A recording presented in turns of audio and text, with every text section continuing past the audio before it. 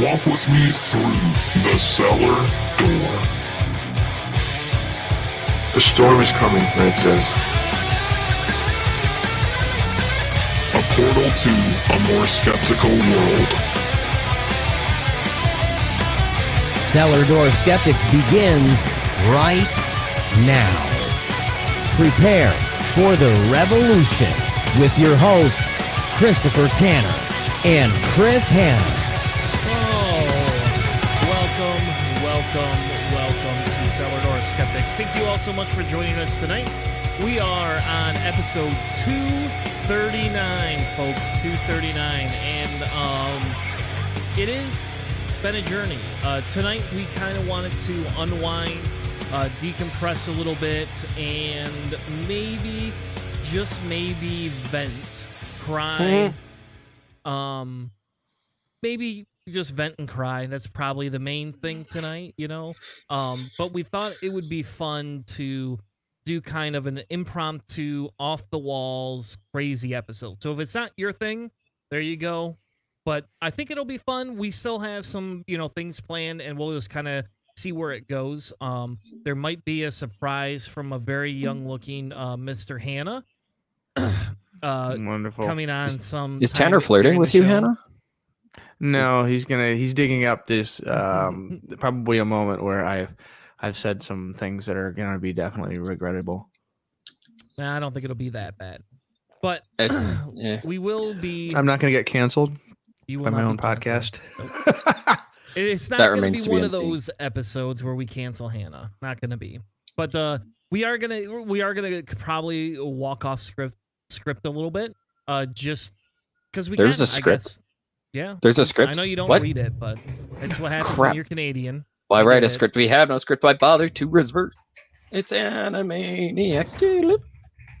See, now that would have been better if you would have been part of this whole thing and you could have posted that video and just interrupted me. That's how you guys got to come on as hosts so that way I'm not the only one that has the master controls. The next thing you know, it's like, oh, I'm stopping Tanner's share screen, and oh, guess what? We're going to be listening to Animaniacs. But we probably get kicked off YouTube for that, especially because they're rebooting it. Listen. I can't control when my brain just goes onto these side tangents. I don't have those rehearsed. They just come out. It's not necessarily like voices in my head. It's just every once in a while my brain will hear something and be like, oh, hey, remember this random thing from when you were 12 years old that you totally haven't thought of ever since then, but now you can't stop thinking about it for the next 3 months? So like when you go to bed sober? Yeah, pretty much. Like every bad decision you've ever made, or every time you've ever made a fool of yourself or made a small mistake. Yeah. And the circus kicks into high gear. That's always the best. Fair enough. So I'll try, but I can't make any promises. All right. Anyway, so it's just like I said, today is going to be a little bit more free will, I guess is the right way to say it. And we're kind of hoping that y'all come along for the journey. So I like it. I'm down. I figured. It was your idea anyway, so. Well, my actual idea was for us all to just take turns screaming into the microphone for an hour and a half. So I think you guys probably handled it a little better than I did. Yeah, we're probably not going to do that. See, told you. So we've had those moments. Well, I mean, it kind of was. It was Friday night. I'm playing board games. Get a text. Hey, you know who just died? Yeah. Nope. Oh, that RGB. No, that's great. There goes 2020, even worse. Like, when we honestly thought things were getting a little bit better, I mean, we were talking about fire tornadoes that I didn't think really truly existed, and we're waiting for sharknadoes. But guess what? Now, we have another Supreme Court justice has passed away. And, Not just any. So, yeah, the best one. There you go. The best one. Yeah. And the funny thing here, right, is that I don't think this was somewhat unexpected. I think we were hoping this wouldn't happen before the election, because next week the show will probably just be a discussion, and we won't spend too long on it tonight, but the whole show will probably just be a discussion about why they should stop trying to hold up an election. Hold off an or appointment. why they should not elect a Supreme Court justice or nominate one now. And I'll get into some of the details later because we can look at what what she meant to a lot of people, where she could have improved, and then we'll also kind of look at, you know, what does it mean and can it be stopped? Because it may just be another tidal wave that comes after us that we can't fix. I don't know. What was your all's first reaction? To get another beer. I was far enough into just a hands-off, relaxing. You know, we were just. It was Friday, and you know, I don't remember what I was working on. So my project for this weekend has been to start. There's no way I'm going to complete it, but I'm building a dollhouse for my oldest daughter that is a replica of my house, like room for room, size for size. So like when we moved in, I've got it right here. I found this in the closets. So the original architect that built this house and designed it, he left all the paperwork. And so I have all of these blueprints and all this information. So I'm making, literally, I got my CAD out. I drew a whole bunch of drawings and like all the dimensions, and I cut a whole bunch of plywood and a bunch of stuff in today to start sizing everything in. It's going to be about 60 inches when it's fully opened up, but it'll be my house for the girls to play in, stairwell, garage, everything. And so it's one of those things that I was just like, I was neck deep in that project, and then got news of what had happened with the notorious RBG, and we were unfortunately, it was not unexpected, but it was definitely an inopportune time. Essentially, if you could give any one president the legacy of 3 Supreme Court nominations, I would hope that it would not be the one we have. Unfortunately, he and the rest of the Republican Party are super excited the way that this Tonight is set at up 11. right now. It's kind of crazy and unfortunate. And it's got something along those lines is that at 11 o'clock we all screamed. But Well, in answer to your question, Tanner, this is what was on my brain. Tonight at 11. Tonight at 11. Actually, yeah, that's kind of how it went. It just was like on this Repeat? like repeat for a good Can hour you and do a half. repeat on here? I don't know if you can. I just keep clicking it over and over again. I have Tonight at I was 11. gonna say, or I was thinking you could just look at Tom Hanks' face down there at the end of that. Oh god. That's Oh, definitely for Ricky Gervais at the Golden Globes video. Yeah, but I don't know why Tom that's Hanks' face is the perfect facial expression for anything. Tonight that at 11. I'm not gonna lie. Like as soon as you shared it, I looked at that and I'm just like, like every fiber of my being just collectively was like, you know what? I'm done. I'm out. Like I've ranted and raved about this enough as it is. Like that is why you vote Biden. That is why you should have voted Hillary, dumbasses.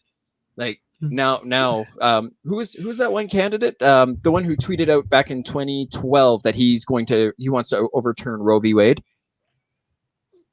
2012. Yeah, one of the man. candidates. I don't care them. I was reading the article. In 20, so he was a candidate for president in 2012. Yeah.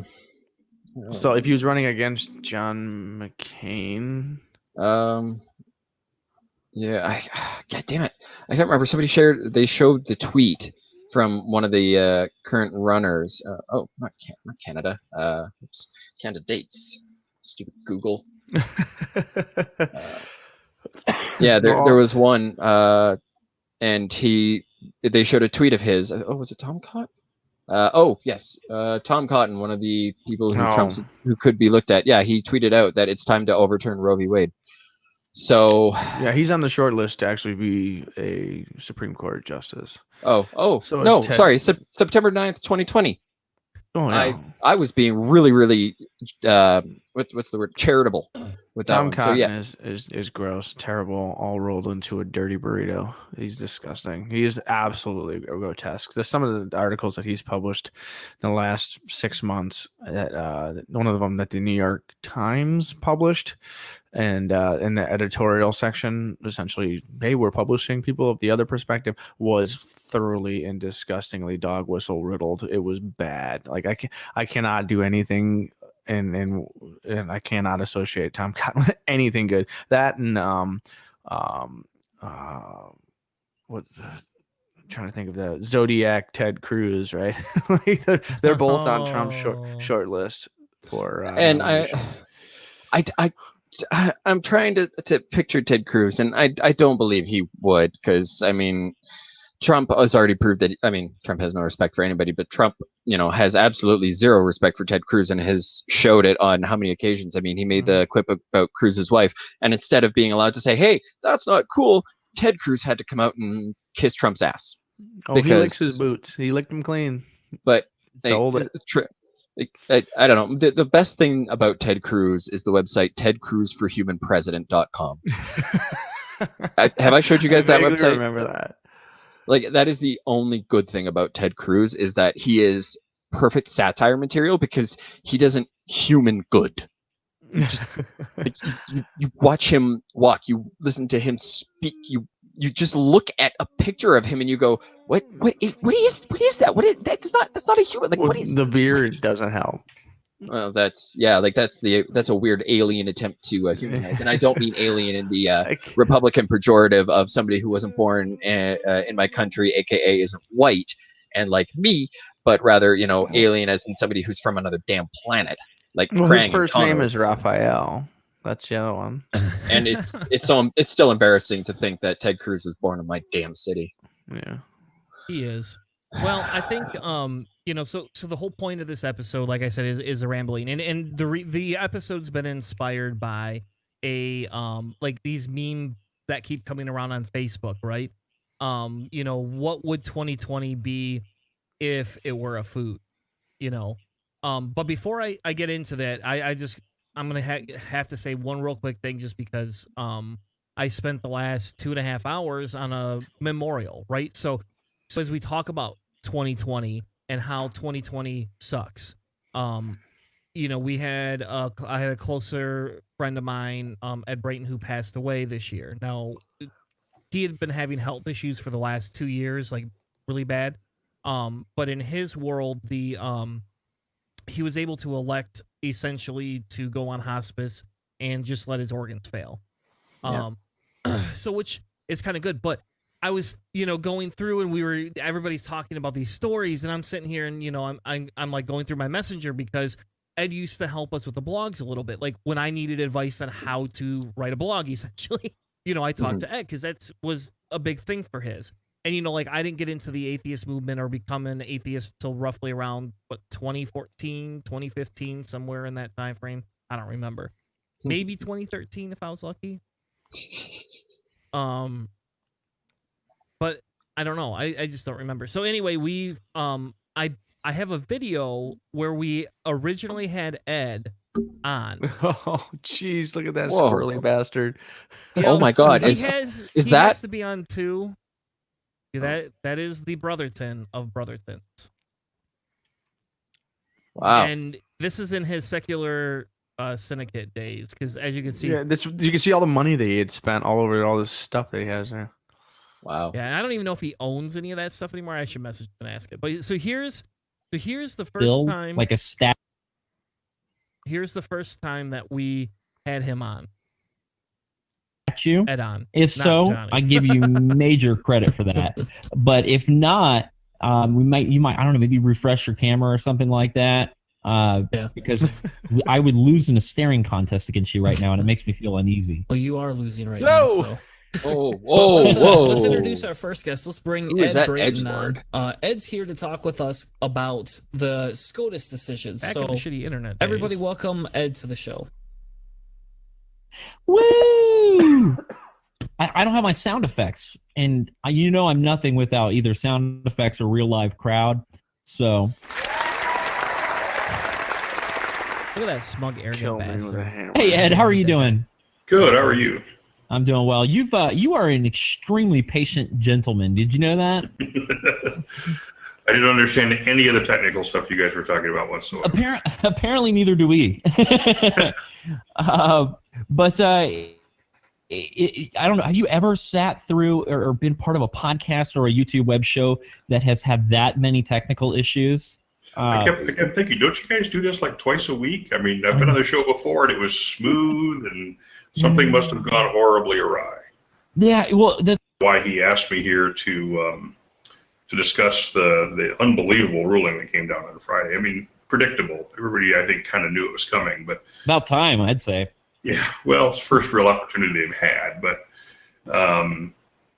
certainly fascinating the way Kennedy described, or Kennedy's position in terms of overturning state laws against same-sex marriage. Fascinating. Yeah. So I guess that wasn't the first time we had him on the show. I thought it was for some reason. I don't know why I would think that, but I guess I would have before that. I would have seen him in the original Atheist Analysis stuff back in the day before the secular syndicate stuff happened. But in the end, that was his thing, though. He was the constitutional law guy that we all went to. Yeah, and that was the thing that we kind of talked about. When we during the memorial, and like they did the formal thing. And again, it's weird, right? Because normally you would go to a funeral, right? And like I had a friend that died back in February, before Corona hit. I mean, and everybody got a turn to speak that wanted it. We went to this memorial service. They did all these other things. They had his stuff out. Afterwards, you could hug and kiss people and hang out with people. All these other things, and then now we're doing this online. And the reason for it is because there's enough people that like Ed that we were afraid that there would just be hundreds and hundreds and hundreds of people packed together. And that's obviously not good for Corona. Even with masks on, it's still probably not a good environment to be in if you don't have to. So they did an online thing. It was very nice. It was nice to be able to sit around and listen to stories about Ed. Because, I mean, I only knew Ed for, the 5 or 6 years. Where some people had known him since high school and all these, and he was skinny, I guess, at one point. Did not know that, but he was very skinny. But that's what happens when you like food too much. You don't become as skinny as you want to be. But it was a very touching memorial. They'll do something in person, I'm sure, whenever we can get back to living in person again, which probably won't be for some time. But it's there. Yeah. Anyway, so let's go back to if 2020 was a food, what would it be? So pub I'm gonna nachos. Nachos? You think pub nachos? Pub style nachos. What's wrong with pub style nacho? They're always a disappointment. You always have your friend always takes you to their choice pub, and it's the best nachos. It's so great, and it's always terrible. Like it never has enough of what's promised. They always pack way too much garbage that you don't like. For example, I don't know what it is about olives, but everywhere I go, their nachos have to be covered and drowning in olives. I'm like, can we just replace olives with cheese? And it's like, no, olives. No. Why would you not want olives? Are you against green and olives? Black Are buttholes. Olives? No, they're not. Olives are little rabbit buttholes of Satan.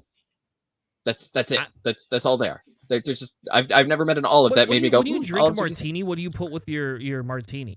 You put rabbit buttholes? Is that what you do? You're like, I'm gonna dip a rabbit's ass in a glass and drink that down. Come on, man. No, you handed him a martini, he would be unsure like which end to drink. And then I get whiskey. That's it. Like that's it. No martinis. Like I'm sorry. I don't understand the appeal of olives except for olive oil, which is great. Like olive oil is a wonderful thing, and that's the only use that I will ever have for olives. I don't get it. But honestly, like, and they're either dry, they never have enough cheese, they're cooked so long that the nachos are burned or something. It's just it's never a good time. If your friend wants to take you out for pub nachos, you're gonna have a bad time. Well, not if they're paying for it. What do you care? You just get something else on the menu and be like, oh, this sucks. Give me this. I mean, come on, man. Like, when I'm eating nachos at you a that pub, cheap? usually I'm not that aware anyways. Like it's just like, is this edible? Okay, and you just shovel it into your face. Sometimes it gets in your nose, your ears, but it doesn't matter because you're at the pub. So this person, this is who this person. So I googled this, right, just for poops and giggles, right? Because I can do these things. This person said Brussels sprouts were the worst. Were 2020 if 2020 was a food, it'd be Brussels sprouts. Why is that bad? I don't know why, but this is what this is the top search criteria these people, for me. People that eat Brussels sprouts don't eat them correctly. This is probably a person who like boils them or does something wet and slimy to them. What's wrong with Not someone who them? cuts them with some and puts some quality oil and like roast them so the outer leaves are crispy and the inner sections are delicious. And some people even put a little bacon grease in there and tumble it in. That's Brussels sprouts. So this person said on her blog, canned cream corn. I get that. I agree with that one. Yeah. This person says meat, right? So okay, whatever. Yeah. This person's trolling. I love Brussels sprouts. It would be okra. And I like okra. It can be seedy, but if you cook it good, it won't be kind of slimy. As long as don't cook it too long. So like when you cook your I like mine like with potatoes, right?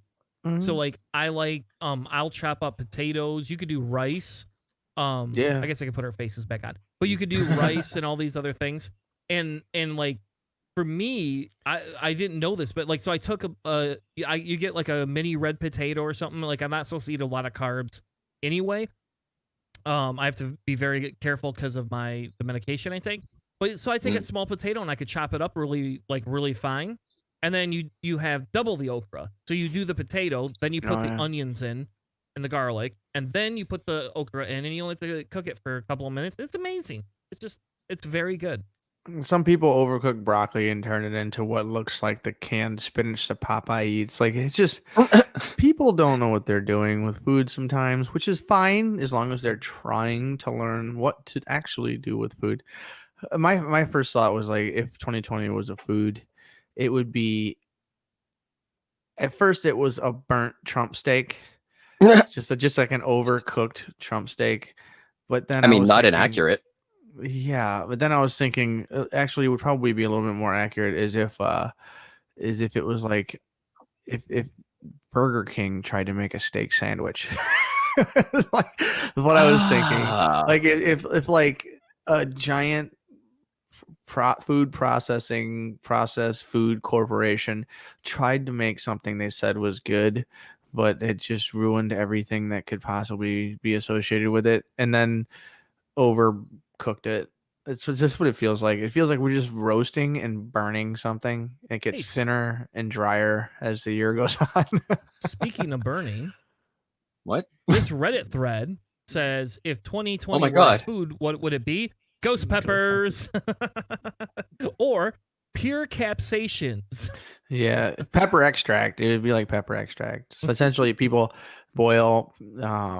It's just like when you take the THC out of marijuana and boil it in oil, and then it'll transfer into the oil, and then you can put that into whatever. It's like you can do that with capsaicin. So like you get the full the heat transferred into something else, and then they take that extract and they put it in. So like if you see a salsa or something that says like super hot salsa, and it says in there somewhere it says pepper extract, you're gonna have a bad time. It's absolutely disgusting. It's like pepper. It's like putting bear mace in your food. It's just so bad. But now this Cora, oh man, it took it right off the screen. I'll have to put it back. This one is completely different. This one, and it's the picture of the show.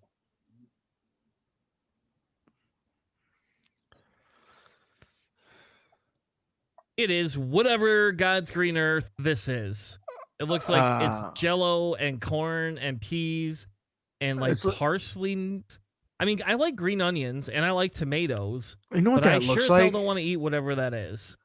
That looks like like a vegetarian's version of a meatloaf when they just use like a gelatin or something.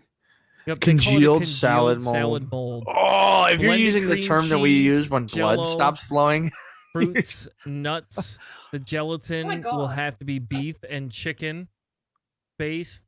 Oh my lord. Yeah. Frozen canned vegetables in it. There What? you go. What in the Alabama sister mommy hell is that exactly?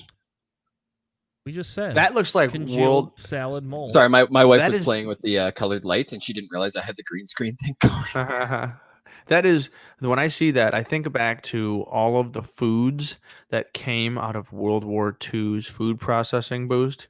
So there were all kinds of foods and all kinds of recipes. That nuclear family recipe, the Betty Crocker cookbook with the like use frozen canned whatever, use all of the what they had created all of these huge production lines to create all of this canned processed long-term food, and they were trying to turn it into recipes. And so like those old cookbooks all had pictures like that in it, Like and this? like fruit salad Jell-O molds. My gosh, I love Jell-O. I love, like, there's this parfait thing that they sell at my grocery store that's kind of like Jell-O and cream and whatever, and it's friggin' delicious. It's for you, Keith. But a Jell-O salad. It's got olives in it. It's Jell-O and olives. This is insane. Look at this. 6 delicious flavors. Oh. I'm making you this and sending it to Canada. I am so glad that will not hold up, because when it arrives, I will be able to smell it from the postal truck and know to just not go home that day. Spaghetti o Jell-O. What is wrong with people? And it's got those weird. It's got those weird little tiny hot dog things in the middle of it, because some it's people spinach. It makes it healthy. Oh, I don't like. Don't get me wrong. I'm not a foodie by any stretch. I will admit that. Jell-O mold. You just passed a shrimp one. I don't understand the obsession with eating, like going out of your way to like pursue the most vile. Oh, I may have actually thrown up in my mouth on that one. That is just shrimp Jell-O salad is just. I'm sorry. Whoever thought about that needs to be taken to the Hague so they can be brought up on crimes against humanity, because that is disgusting. I don't know who thought that was a good idea, but I hope they suffer for eternity. It's a Thanksgiving one. It's Thanksgiving theme. I don't want to live on this planet anymore. I don't know. Ooh. I mean, in all reality, Here's a 3-tier one. Oh, wow. Look, they got tomatoes. Who puts tomatoes and cucumber in Do you it? ever see something that a white people has done, and as a white people you go, I can't stand white people? Because that is me looking at this page. This is Leave It to Beaver's mom cooking dessert for the family. That's what I mean, it's an interesting movement of people trying to go back to those old recipes and bring some of that stuff back to life. I know. Nope, no But what they're reason. doing There's is zero reason to do that. they're doing it like the desserts like this. I feel violated. But they're doing looking it. at this. They're doing it with less processed foods. So like they're doing it with healthier stuff, which is, I bet you, why there's so many pictures online right now of this. And I really bet you that's what a lot of it is. I don't feel good anymore. I hope you don't. You don't deserve to feel good after sharing that. 2020 is a shrimp-filled Jell-O mold. Is that what we're Or, getting to here? as user Mike says, Travis Scott Burger. So I'm going to look this up a minute. Give me a second, and we'll bring a picture up to see what this is. I don't know what this is. Travis Scott. I don't know if you're familiar with old Travis Scott. Nope. I don't know. Is it disappointing? This is, I don't know. It's internet culture stuff. He's a rapper. I'm not really that familiar with him. It's like a newer, like he's a guy that, what the hell? He's paired in, like he does like this huge connection with Fortnite. All right, But so I feel old now. I don't You know and me. that. I know what. So do I, and I'm not even 3 years older than Travis Scott. What can I get for you? You know what I'm here for, man. Anything else? Yeah. I don't even understand that TikTok. He did that doesn't even make sense. Well, there's I can't remember if it's Burger King or McDonald's. I think it's McDonald's. Yeah, it's is the McDonald's. Travis Scott burger. Yeah, so what he did was he picked like 4 things that are his favorite things to order together, and McDonald's is like, we're working with Travis Scott to make the Travis Scott combo meals. So like you'll get the 4-piece and the double cheeseburger or whatever, like, you know what I mean? Like he picked some things and they made it a little like combo. And so it's a bacon cheeseburger. I mean, it's just a burger. It's nothing special, but like this guy has some kind of hip hop modern capitalism connection to whatever it is McDonald's makes nowadays. That if I looked at that and put that next to that Jello mold, they look like they're the same era to me. In all reality, that's like it looks. They both make like they're made out of plastic and strange parts of animal. Well, this probably is plastic. It's probably fake. Well, yeah, most of those things are. It's a quarter pounder with cheese, but like, okay, and they just gave it a name because capitalism and marketing.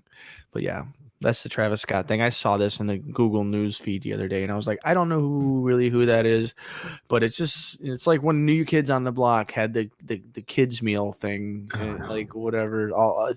Teenage Mutant Ninja Turtles had the kids meal thing where you kept going back to try to get all 4 of them.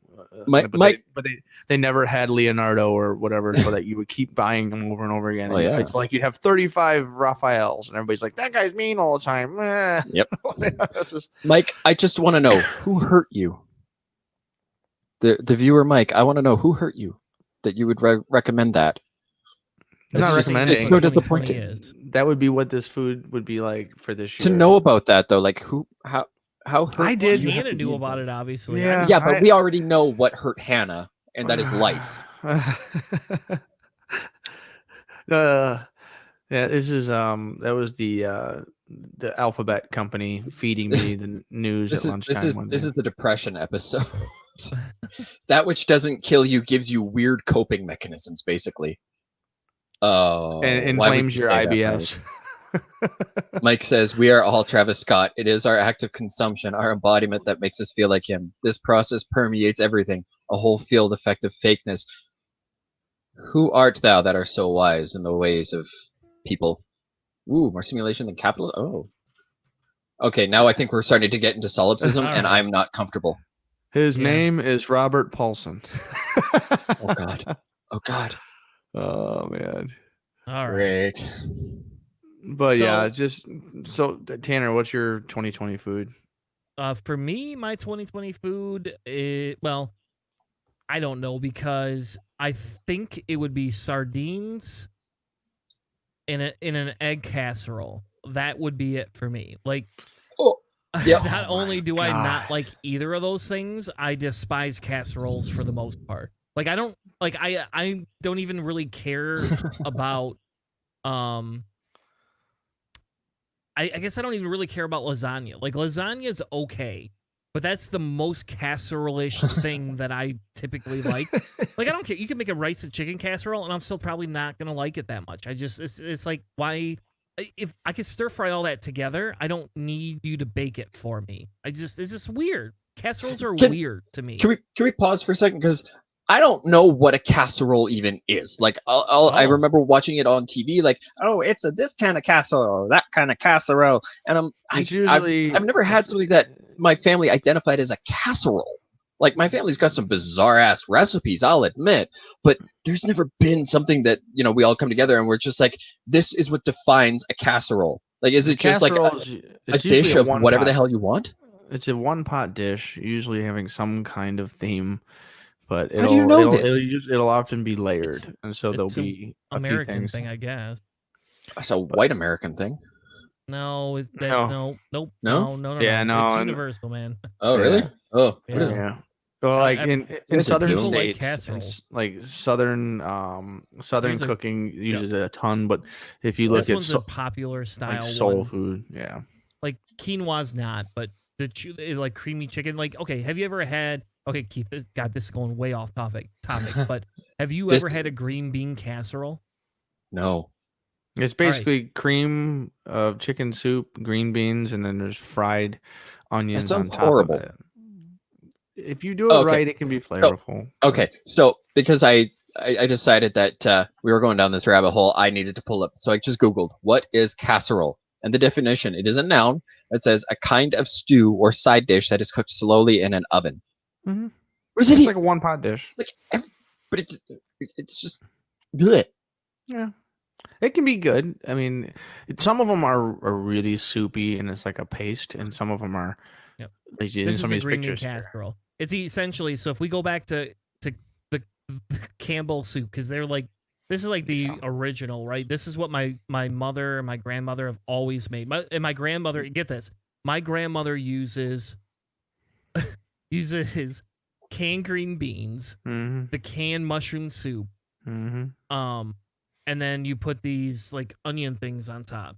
Thanks, so, like, I hate let's it. see what this recipe says. This recipe is, it's got milk in it too, but you got to use the condensed soup.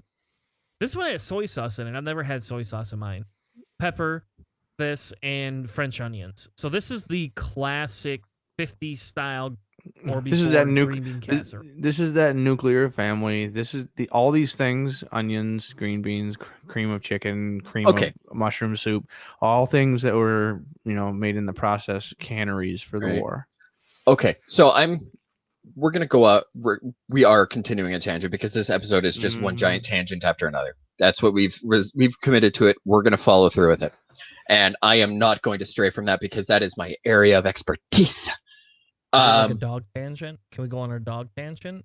We'll get there. We'll get to a dog tangent. Okay, so the whole idea of the casserole, like, I'm just gonna spitball because this is the sound what you just said about how like the whole push for the processed foods from the wars and everything. That reminds me of something that my family does. My grandfather's family has this specific dish they call like Druggle Noodle or something like that. They claim it's something German, which is my heritage, but Can you say my it dad. again? My family calls it Druggle Noodle. I don't know how to spell it. I've only ever heard it said. I've never seen it written down. And what my grandfather would do is every couple of months, he would cook up a big batch of egg noodles. He would cook up bacon and then cook up potatoes that were like cut up and diced and everything. And then after the bacon was cooked, instead of draining the fat off of the pan, just cut up some bread into cubes and whatever, fry it in the bacon fat, put it all together, and that's what it is. And I'll admit, like, as far as food goes, it's pretty good. How about this? Huh. Krautfleck Oh my God! How the hell? In it. I'm good, man. Hold on. Okay, Krautflecken. Okay. Just screenshot it, dude. Just click. Okay. Here. Okay. Nope. I can even pronounce it for you. Hold on. Would you like me to do that? Krautflecken. I think it'll pronounce it. Can I? Oh, Krautflecken. Okay. Yeah. Okay. So, and my dad tried to find anything related to it, but apparently he is nowhere near as skilled as you. However, what he and I kind of discussed and pieced together is he goes, well, that's weird. Is basically, like growing up during the war, the Great Depression. Does it look like this? No, not quite. That looks like a very, very, very elegant representation of it. But anyways, so they basically, what we figure is that because you would get your great big chunks of meat because it was kind of all you could really afford in terms of meat, so it wouldn't always be the best quality. Then you'd have, of course, bread. You'd have your noodles and your potatoes as your staples, and just as ways of kind of playing out the flavors, you'd put them together and make this dish as a way of kind of trying to pretend that you're rounding out your diet, and you're at least getting something decent into your stomach during a time when food is kind of scarce. So that was kind of what we got for that. Go back and say that word again. When food was very what? Scarce. No, let him say it. I want to hear him say it. Scarce? Scarce? It's not scarce. It's scarce. Why would it be scarce? Did I say scarce? Yes. I put the emphasis. I put the emphasis on the wrong syllable. My bad. It was scary. Usually that's me. So all of these dishes. This is another one, but all of these types of casserole dishes, one pot dishes, these are staples of every culture, every society, everything that has ever existed since the beginning of humans getting together and creating social contracts. Is necessity is the mother of invention. You take a bunch of stuff that's not so good, you figure out a way to cook it to make it good, and then you stay alive. And everyone has his own little things, and I mean these casseroles are similar. The new ones are different than the old ones because I'm gonna try this tomorrow. But I don't know. It's got cabbage, onion, garlic, butter, pepper. I don't know. I don't like casserole, so like it's super easy to find. It like what Hanna was saying. It's kind of out of necessity, right? Is you're taking what you've got and making the best of it, which is pretty much what my dad and I were assuming this was all about. So thank you for validating. Slow cooking meats that are not particularly the top prime meats. This is the only way to turn them into good stuff. Like this is the reason why you need a 24-hour marinade on a skirt steak. Like you got to do what you got to do to break down the fibrous to make it good. Next thing you know, you have a way of cooking something that actually can take it to another level. Where I personally prefer making steaks out of or fajitas and stuff like that using a proper skirt steak. Then I mean a flank steak can be amazing, but an overcooked stringy flank steak versus a really well done skirt steak all day long, because people that cook skirt steaks into their dishes, they've been doing that for years and years and years, and they got that down pat to turn that into a really enjoyable dish. Like all of these kinds of things, like casseroles and stuff, they've always like the Campbell's soup green bean one, like that is just like some guy in a suit putting together a thing to sell to America. But like the ones that have weird names like Krautflecken, those are usually a little bit better. This webpage is amazing. Oh my god. What site is it? Multicultural foods. Terra's multicultural table. That's cool. That's why I buy cookbooks from certain people as opposed to a cookbook that has a regional theme. So Schnitzel with mushroom cream sauce. Oh my goodness. As long as it's not like the canned mushroom soup from Campbell's, because I'm sorry, that uses those garbage. I don't know what the hell they do to those mushrooms, but when they come out, they are not mushrooms. They are little pieces of chewy plastic that just and they're not good. They've ruined the name of mushroom. They do not deserve the title of mushroom, even in comparison to the mushrooms that like make you shit out your guts and die. Those are more mushroom than whatever Campbell did. Keith. Spaghettius. German spaghetti ice cream. Yeah. I've had that. That's delicious. No, come on. Who put spaghetti in ice cream? Come on, man. Apparently the Germans. No, it's not. It's not spaghetti. It's not actually spaghetti. It's just called that. What's it got in there? It says. All right, fine. I'll grant you that. But if they actually put spaghetti in there, that'd be disgusting. Look, the Germans are a weird people. If you look people, at the texture of it, if you look at the texture of it in that image, it looks like it's got like a noodle like. No, I did an exchange in Germany for when I was 16. I was there for like 3 months. I've had that. That's delicious. Is that just formed gelato into little Basically, it's just it's a dessert with presentation. Cool. Like it just gets its name from the presentation mostly. Like that's it's kind of like whenever anybody goes for Mexican food, like you've got your burritos, your tacos, your quesadillas, or tostadas or whatever. It's all the same ingredients. Tortillas with cheese, meat, and vegetables, because that's the American version of Mexican food. Is just those ingredients being reused over and over and over again. The old Jim Gaffigan joke. Thank you. So it's just all the presentation. That's it. So 2020 tastes like garbage. We think a bunch of things taste like garbage. We all know ways to make things better, but in the end, let's not eat 2020. And then we have this. Oh my god! What are you doing to us? Remember this? Come on, Hanna. Remember when I played all these songs for you? Yeah. You know how long ago that was? Long drunken night. I need an adult. I don't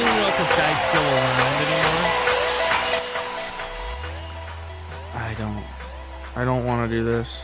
I don't want to. Yep, you're going to. I need an adult. You're adult.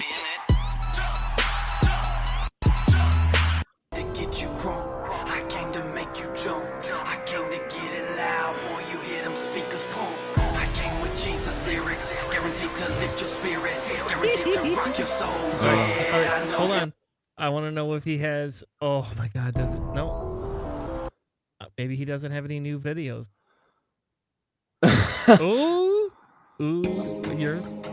Oh my God! Is it a country version? To you, I just don't know. You're my only hope. Oh, I'm living. At least better. Please stop. You're making my ears hurt. Wait a minute. Hey, what's up, guys? B-Shock again with a Stuck in the Studio episode. Today is giveaway day. That's right. Y'all know I've been giving away some stuff on these things. So, all right. So what's that? What's the stupid from the late or early 2000s? And they had that stupid white guy that raps that they made these movies out of, and they had him with the Newsboys. No, dude, no. Like this is a movie, like an actual like. It was a mock on white rappers. So get excited. Is it the purple? Well, there was the Malibu one.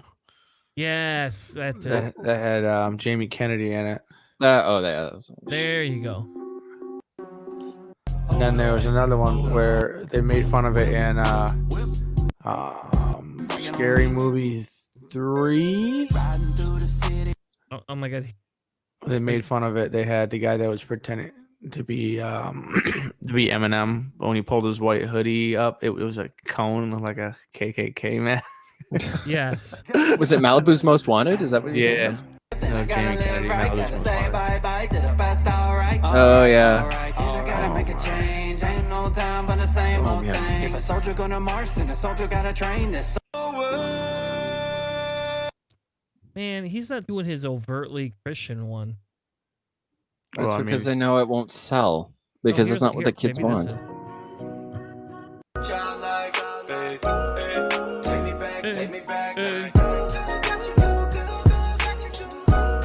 But this one is Hannah's favorite right here. Oh my gosh. Oh my God, look at this shit. Yeah, it's like the. Does his shirt say Satan? What? No, Savior. Oh, Savior. Come on, Hanna, get into it. I failed high school dances. They're not dancing. I just want to make this very evident. This is not dancing. What the hell? That lady. This is from 2010. Can we get like copyright claims filed against us for this? Because he can't be this popular. He didn't even get 1 million views on that. I don't know. No, I know, and that's 10 years old almost. But why do you do this to us, Tanner? I thought we agreed we would start talking out our issues instead of just being passive aggressive and showing these horrible dumpster fire videos. I mean, we could get into mumble rap. Hanna loves mumble rap. That's like his favorite. Yeah. Hanna, I don't mean to sound like I may be disparaging what you were born with, but I really envy you for the ability for you to just like take your hearing aids out and not be able to hear this. Yeah, I mean, the new kids can have Juice WRLD. Well, they can't have him because he's in the ground now, but they can have their mumbles. I mean, I don't know. I don't get it. And we did a bunch of stuff where like some of the stuff is really overt and bad. Some of it is blending between and the hip hop like versions for the religious stuff. That's something else too. I don't know. Tanner cornered me a long time ago in a galaxy far away and played all these things that he grew up with. And there's like TV shows, like knockoff cartoon shows. All of these things still alien to me, and it's very good that they are, because they are so bad. They're so bad. It's like the copyrights. So I always imagine that religious music, religious cartoons, religious themed things, it always feels like you're buying the bag of cereal at the grocery store. It's like Fruity-O's or whatever. You're like, this looks like Fruit Loops, but it doesn't taste like it. I mean, that's how it feels whenever I heard something like that hip hop version of whatever was popular at the time, and you listen to it and you're like, this kind of smells like. Nope, this is different. Tanner's deep in concentration trying to find something really bad right now. I am, but we're gonna keep moving on, right? Yeah, whatever. Are we though? Yeah, we don't need to. I'll be honest. I literally could only listen to like 10 seconds of that before I had to I just wrote it down. I was like, fuck it, I'm gonna mess with Hanna today. It's like I was like this is not as bad. Did we do a live episode where we did compare? Yeah, we did. I think I found at your old house a video that had different rap artists, and Hanna had to guess between whether it was mumble rap or not mumble rap. Yeah. And I don't remember if we did this for only patrons or what we did this for. But we did that. And then Hanna was wrong 80% of the time, which means he has no understanding of what true rap music is or hip hop or any of that stuff. Like, he just thinks it's all mumble rap. He just thinks it all is. Yeah, totally. I am completely and totally just wrong. Ooh, let's do that again. Want to do that one again? Mumble rap versus regular rap. Regular. King of these are like regular. Mike just put forward the king of mumble rap is Viper. I just BIF VIP. Well, Viper. ER. Viper, like the snake. What was the who was the apologist? Viper something that we used to deal with all the time. What? I don't remember. There was a apologist that we used to have to Christian apologist Viper. All right. Here we go. Here we go. Uh-oh. I'm not going to show you it. I'm just going to play it. Great. You ready? Great. Let's play music for a deaf person. All right. Mumble rap or no mumble rap? I'm going to say no. Yeah. Syllables are distinct. And they call it mumble rap. Fetty Wap and Boogie. Well, Fetty... Yeah. I'm sorry, but the greatest mumble rapper ever was Ben Shapiro and his wet ass P word. All right. How about because we all deserve a good laugh. Mumble rap or not? See, after what you just played and finding out that was mumble rap, I want to say that this to me is mumble rap, but I'm gonna say it's not because what I thought wasn't mumble rap is, and I think it's just backwards land now. Mm-hmm. For me, Hanna? I'm gonna say it is because for me the distinction is actually the literal meaning of what mumble is. Like when your syllables are blending into others, when you're not enunciating and breaking down, like it's a tool, it's a thing, it's a sound. I just don't like it because it makes it even harder for me to understand. It's just something that I've just gravitated away from, and I find that I like the lyricists who are crisp and quick versus what's usually a slower low roll. How about this one? Face down, one Mac 11 even boom with the bass down. Skimming, and let me tell you about my life. Painkillers only put me in the twilight. That sounds like Logic. It's not, but it's not. It sounds just like Logic, but yeah, I would say no, that one isn't, but it probably is. Nope. Kendrick. Oh, it's Kendrick Lamar. Okay, yeah. No, this is an old video. I think this might even be the original video we did. I don't remember. But yeah, I guess I should have got Keith guessed. I didn't even think about that. Yeah. It's just next like one. if whatever. Don't got no felony for it, thinking my mind is ahead of me. Mama said it's gonna be whatever you let it be. It's some homies I grew up with that's dead to me. It's some niggas that Yes, mumble rap. I'm gonna say no on that one. The verdict is nope. Oh, that's Big Sean. Yeah. Hey, it sounds just like Hops in there. But that was like that is what I call the lyricist. That's the guy. They call it lyrical Tech rap. Nine. Yeah. It's like Eminem would be into that category as well. But it's you can tell in some places someone might be mumble, but they might be on the edge of it. Sometimes it's really overt where they're just like, it's like they got marbles in their mouth, like it's a Weird Al music. So look at my past, hey, my bitch don't love me no more. Hey, she kicked me out on life, bro. Hey, that bitch don't wanna be friends. I can't even hear it. I'm gonna say yes, just because it's poor quality. Yeah, it The sounds answer terrible. is yes. Okay, so the definition that I found is that it's a pejorative used to degrade young rappers. Yes, Well, it yeah, is. it is. Yep. And that's where Hanna. I think Hanna and I were drunk too. I think we were pretty drunk that episode. So, how about this one? And then my socks running from a up, and I shoot at up. What? And I'm on the block. I would call that, yeah, because there's slow beats and a blend. So that's mumble rap or not? Yeah. I'll go with yes Hanna on that. Yes or no? Yeah. Yes. Yeah. Thank you. I can't, when you say meh, like I know, like I don't have the same issues you have hearing wise, but like those syllables always, like I can't distinct them. Like I have to yell at my kids all the time. Yeah, I mean, I'm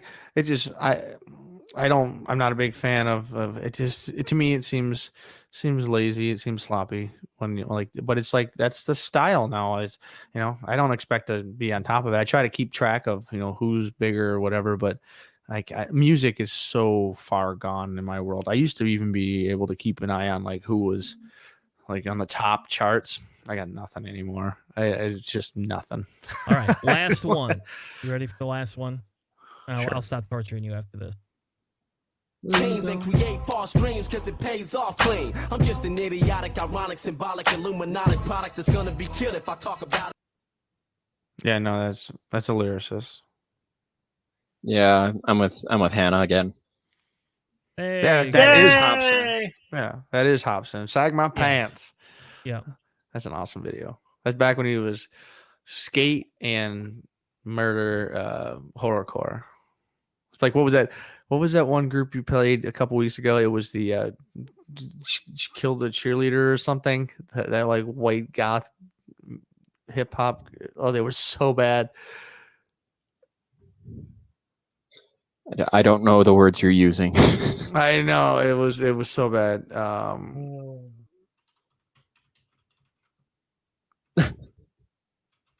Yeah, it's oh, come on. What? This vibe. I can't remember what it was. But... Join in and check us out. What the heck was that?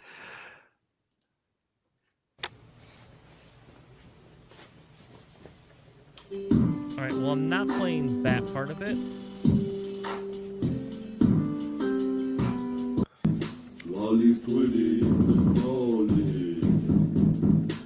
All right. I'm sorry.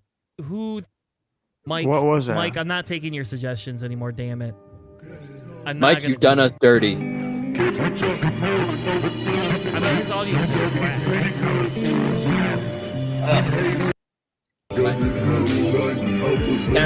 Tanner, that's going in my ears. Stop putting that in my ears. This is that Viper dude that he was telling me to put in there. Oh man. Mike, what is who's around you? Who do you hang out with? Get new friends. All right. I mean, I know they're giving you lots of recommendations about who and what to avoid, but I'm beginning to question the fact that you continue to hang around like walking, talking cautionary tales. Anyway, so it's enough mumble rap. I'm done. I've had enough. Oh, thank you. Like that's just a little too much. Like between the B-Shock and at least B-Shock's not mumble rap, but would there be a Christian mumble? Ooh, Christian mumble rap. Don't you dare! Oh no! Nope. We're gonna find out. Are you ready for this? I quit the internet. Yeah, whatever. If you find this, I'm gonna quit the internet.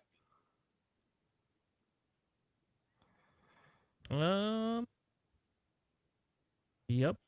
Oh no, I don't know. I don't believe that's a thing. I think you're lying. No, you're lying, and we're not listening to that. No. I don't know what they're saying. What?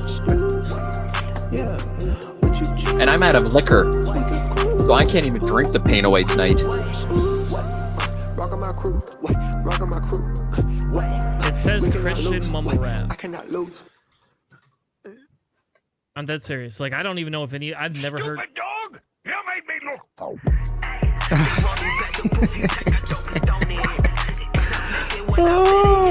Oh, good. He has This person has a green screen and Microsoft's After Image. Kid Tris. I don't know how to say that. Pakarodakia? Yes, Mike, you are a dirty dog.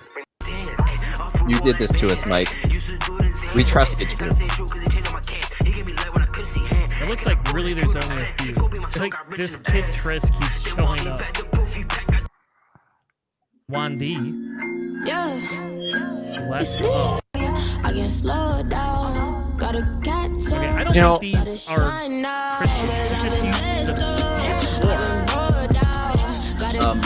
I just want to say, like, I could have spent tonight, like, gouging my eyes out with a spoon, trying to dig out my intestines with a fork, or, trying to, like, really just see how many Jenga blocks I could shove up my ass, but I'm here doing this.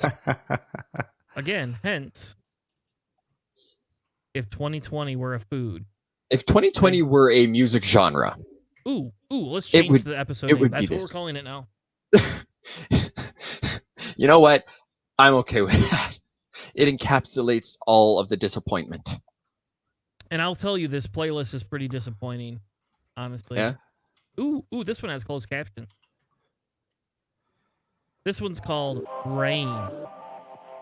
Hey, this one's looks a little bit better. No, all the fanciness is dead.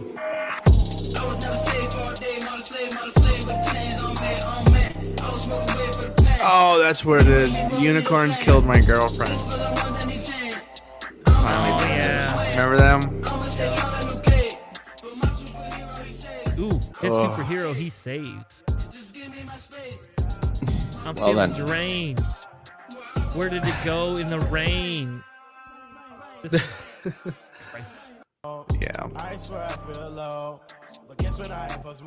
I don't even like. This is borderline mumble rap. This is not even. All right. Well, we're done. I'm done. Yeah. I'm done. Words per beat is like closing in on one. I lose. It's too slow, too low rolling. I just lose interest. Mm-hmm. No. Uh-oh. Well, what are you? I don't know. I clicked on this. Oh.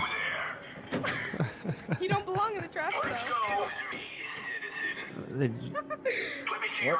is not the droid you were looking for. Yeah. It's a garbage can. Ha ha. Oh my god. People at Comic. I like the voice modulator on that one. I want a Stormtrooper outfit like that. That would be cool to have. I kind of do too.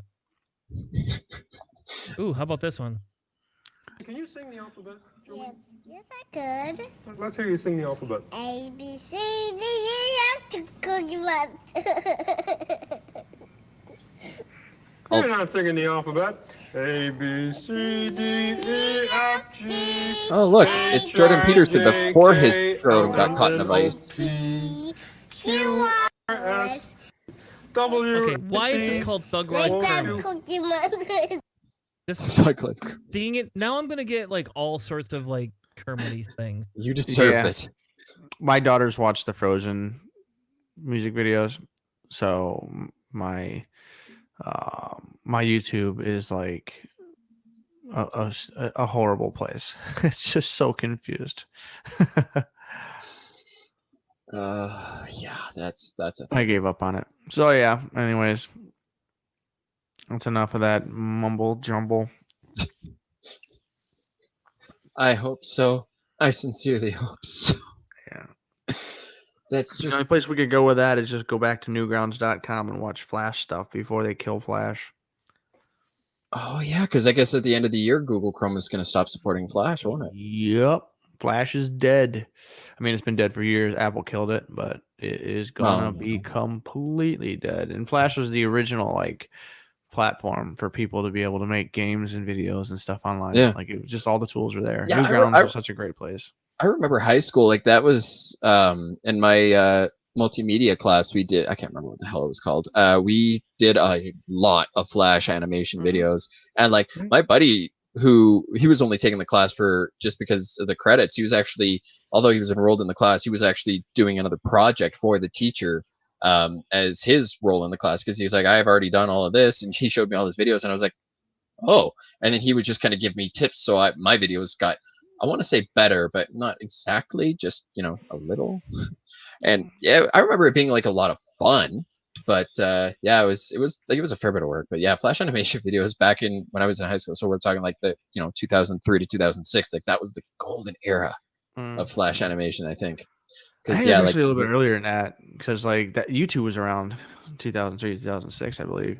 I know it's like earlier it started up, but I remember like when Apple came out with the first iOS or iPhone, one of them, and they said that their iOS wasn't going to support Flash, then they wouldn't do it. And YouTube was founded in 2005.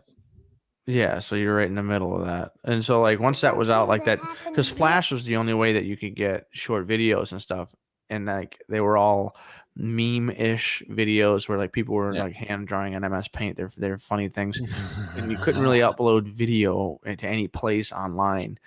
And then when they had that, people like didn't need to make the videos; you could simply just record them. Because I remember Newgrounds, like interactive games and all those like Flash animation websites were so awesome. And so like this was just like, it was a really great community that it had its problems. There was a huge pedo thing where people were like doing the creepy anime little kids stuff and just like dating sim things. But there was, I mean, they still do that now, but they like Flash was really cool for a lot of people that like were like HTML writers back when MySpace. You had to code the colors if you wanted to put it in. You actually had to find the code, learn a little bit, copy and paste it into the source boxes and everything. That's how, like, when I first started off, my MySpace page had, logos, and it played music when you went onto it and stuff. Like, I spent like a week in the evening after school learning how to do HTML to the point where I could get a basic template and put it together. And then people started making all of the, like, here's our MySpace page editor, and you would just go there, and then it would output the code for you, and you would just copy the output and put it into your page. Like that kind of like scrappy internet world where like the people on the net were kind of technologically minded to the point where like you were like learning things. And like to me that was like the golden age of the internet, because it was slowly becoming this really strong communication tool, but it wasn't completely commercialized. Ad-based websites were so rare, and if there were ads, they were so bad. Like it wasn't like a mega, the 2000 bubble with that Clinton oversaw. That was like the beginning of it, where like investors were like, you can invest in the internet, and like they just broke it. And now it's basically, I mean, if it's not a streaming service, you're just bombarded with ads into oblivion. I don't know. Flash was pretty cool. I think that was something that that was a good place for the internet when it was around. So yeah, I have a treat for you. You use this word, but it does not mean what you say it means. I didn't even what word. White people.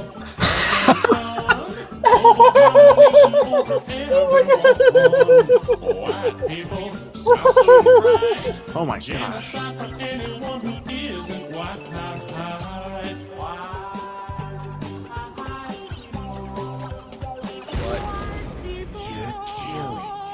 Wonder shows it now. You ever watch that show? I just the same kind of regularity that I would watch anything from I don't know. I need what's the you need to Texas send me that size video 10 because for that is that you hilarious. guys Letterkenny, any of that kind of stuff. Like I know it, I'm familiar with it, but never like sat down with it a ton. It's not your style of humor. I get it. Well, I just never like if I saw it, it was just like, oh, that was funny, and then I didn't go into the rabbit hole. It's like when I jumped over the crack and never fell into the hole, and because I probably would have. Wasn't one is Wonder Shows on television? Was that like an Adult Swim thing? Yes, like a way back in the day, Yeah. way back. We That's used why to I watch remember it that, from and then then. I own every one of the DVDs, and I used to have a poster that I'd hang up in my house. So back when I lived in Jenison, I had in my basement we had like a bar in the back that we never really used, but at the bar, there is a Wonder Shows in picture. And I think it was of Chauncey saying he was going to hang himself. Sounds happy. Well, I'm going to find it. But was Wonder Shows in was it like a sketch? Like, was it short bits of funny things, or was it like a running theme? Was it like, you know what I mean? Was it like a SNL type thing where it's just like a bunch of funny things that were just like kind of cobbled together? Or was it like a theme across an entire episode? Usually it was like a theme or a couple of themes. So here's the picture. Oh, there it goes. Yeah. Hang in there. Yeah. So like it was a couple of different things. I mean, it was always puppet based, and it had all these different things. And but what they would do is they would break up different skits, and they had different bits in there, and then that's how they would do the whole thing.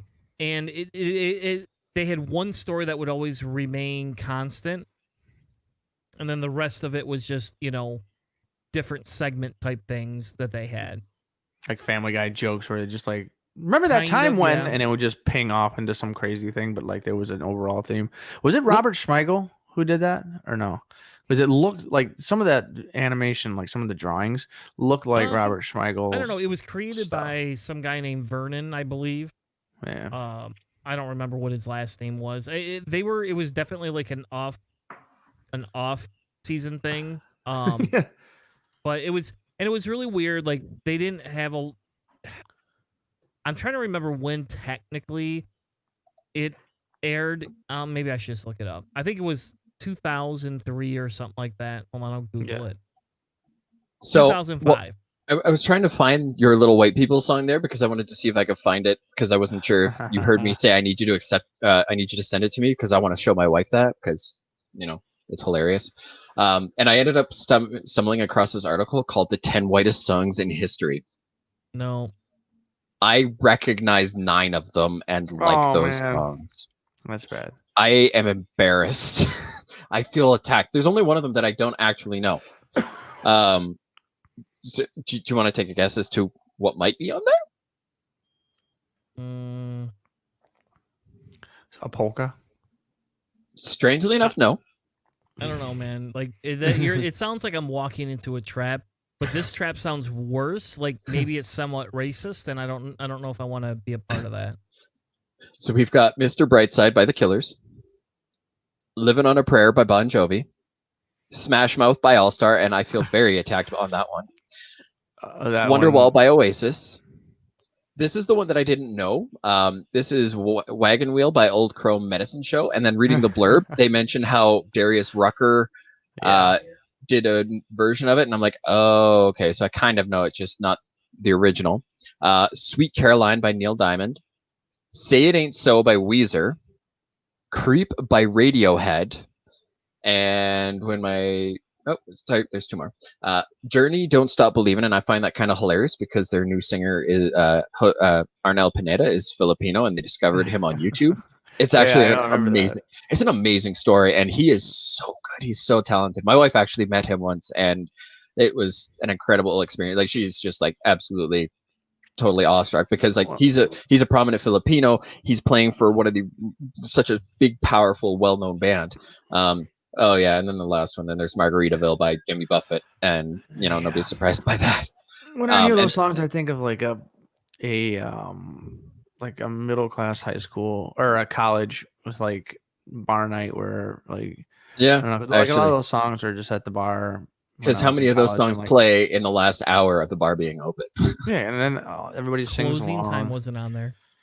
No, but it was referenced actually. But that song is played for the longest time. You couldn't go to a bar without them playing that, and it's like, oh my god, stop! I don't care. Yeah, Fastball's the way. Don't you dare talk shit. I have that album. I love that album. That album. There's actually a lot of other good songs on that album. That one just happened to be like the only one that really rose to prominence. It was Who is it? the Radio Biscuit, but Fastball. I don't know who that is. The Way by Fastball. You'll recognize the song if you buy it. But You in will. the end, the number of people who bought that album, all 17 of them, they my dad is one of those 17. they basically like that is like suburbia white kid. Like that was yeah. That was like Sugar Ray. Yeah. I hate this song so much. I don't you when I'm you gonna hit the down like this. I hate them. I don't like this. That song is like the worst. It's like worse than country music, actually. It's like Marcy Playground. All right, now that you can't Sugar prove that. Ray, like you're getting into like. You want to make a bet? Are we gonna bet this? No. Century. We're talking Y2K music here. Yeah, no kidding. Oh God, I'm still. Why would you buy this? The album? Same reason. I don't know. It's my dad. REM's Out of There's Time. There's more songs on the album than just that one. Deal with it. The 90s existed. Let's accept this. I own the Mighty Mighty Boss Tones. But that's awesome. Though I've seen them in concert. I love Yeah, them. I know that, but like I don't listen to. Well, I guess I kind of listen to a little bit of that ska stuff still. But like that music in its time was just like it was huge, and it wasn't like it was just like you can just grab it. And go with it. Yeah, this song actually, they did a remake of this song not a remake, but they used this song as like the framing for another popular song in the last Like few years. everything Jacob Dylan and the Wallflowers did.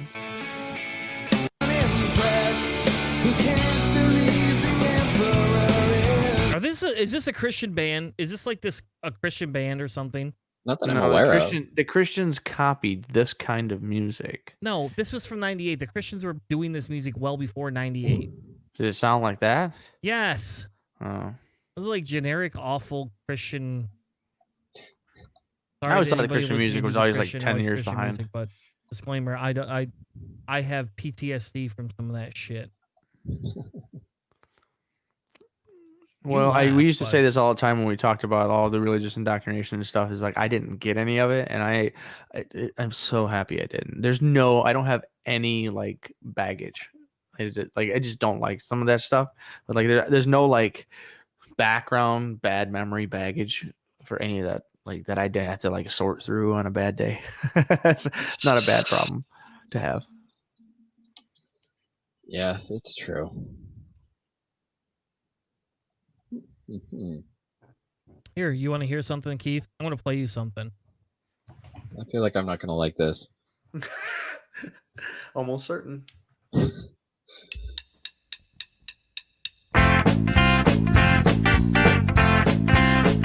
one we won't get copyrighted on. Okay, we're going down the fucking rabbit hole now. Why don't you have explicit fucking tags too? Hanna, I feel like I should be watching The Boys in Sandlot play baseball right now, or at least puke at a fairground. Where's the rub? I'm waiting for this to turn and make me go. You done me dirty, but no. At the end of the break beat, I expect to hear them say tequila.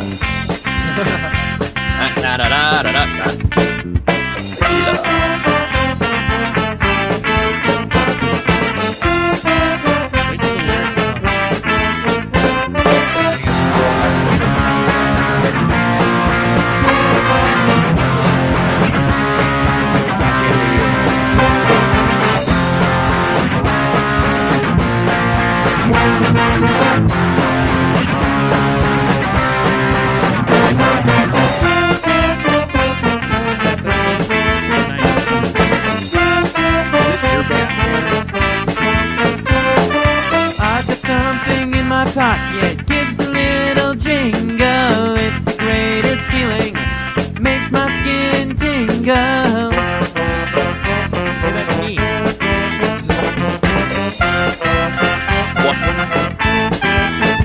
Shut the front door wide. Yeah, That was trombone's you? me. Yeah, this is my band, like Oh my from high school. Oh fuck it, I'm just gonna pour the rest of the fucking bottle. Here's to the end of 2020. Look at that. Here.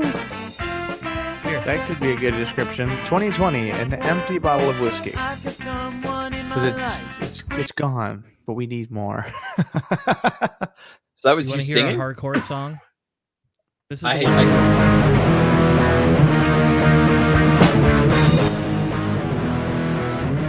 This is the epitome of Christian music.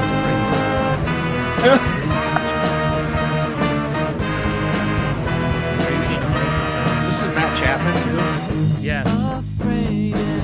Yeah, this is that Matt Chapman character. I know. You wanted to have a shit episode, Keith. This is what the fuck you get. I kind of wish I could be drunk. I'll 100% get the show restricted by. I can't hear anything you're saying, dude. I don't know if it's He's talking the mic. But the lie is left to us. And whose life will it take to say something to do what's best for you? But who really knows what's best? To face the pain, the guilt, the shame, or boldly. I can hear the testosterone and the boink boink of pubic Axe hair body shooting spray. All out. right, Mike. Just so you know, Mike, I cannot play Ween. Like, I'll get banned. They will immediately ban that. Like that, That's 100% a strike on the YouTube. Who is it? How does Ween. that? You never heard Ween? Ween? David, do I actually have to play Ween? Yeah, No. no, I know Ween. Okay. Yeah, I know Ween. They were on the South Park album too. Oh Lord. So that's you singing, Tanner. No. Oh, I play no. trombone. I'm not singing. That's Matt Chapman singing. Huh. Who we had on the show a while ago. Long time ago. Yeah. But yeah, so music was weird in the 90s. I don't even remember how we got onto this topic. Like, Well, how did we get over here? Flash? we're just Flash? Going Flash to music. Going down the rabbit hole of we're trying to reminisce about the good old days of, non-Trump politics. Well, I mean, at that point, we were only a few years away from a war in Iraq. So much better.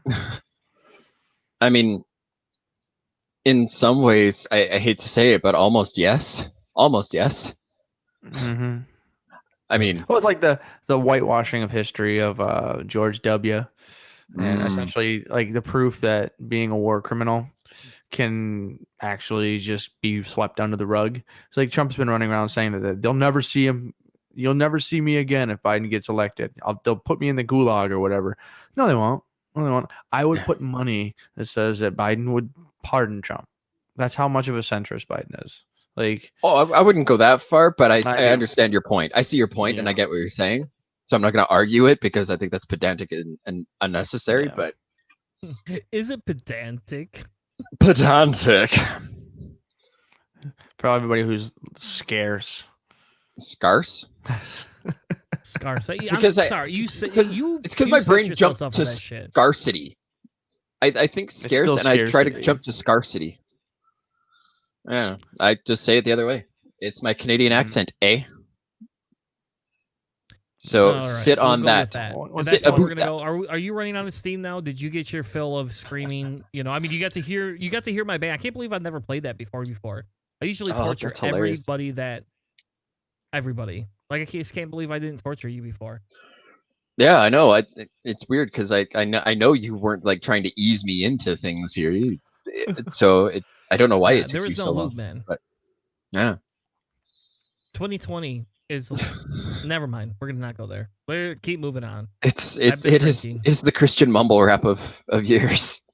Oh gosh. Yeah, let's do that. Let's call it 2020 Christian mumble rap. Yeah, okay, you're right, Mike. We have been in Trump politics for ages. He is just the figure. He's the culmination of everything adding right up and building up, and he is merely a reflection on everything that has become wrong, and with this idea of smear politics instead of genuine discussions of ideas and fast-paced news cycles that can't keep up with the scandals. It's like the Gish Gallop of presidents, really.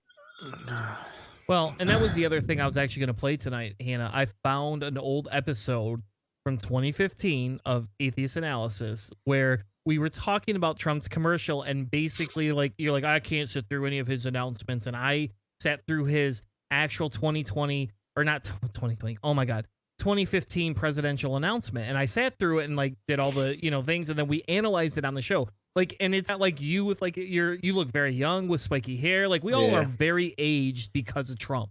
Like, that's what I feel. I've been aged by a 2 and a 4-year-old.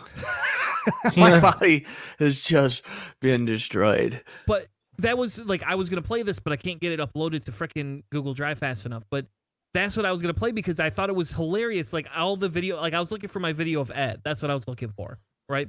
And then I stumbled on that other video, and I was like, holy crap, here we are basically saying Trump's never going to win. And I was like, this would be a great thing to play for 2020 because that's like that whole innocence show, lost. Yep, has to be like the beginning culmination of like the downfall of life. Like, it just has to be because it's like us like, this will never happen. This dude's a creepy, crazy That's what thing. everyone else said too, though. And here we are 4 years later in hell. Wanting to drink ourselves stupid because that's the only way to deal with it.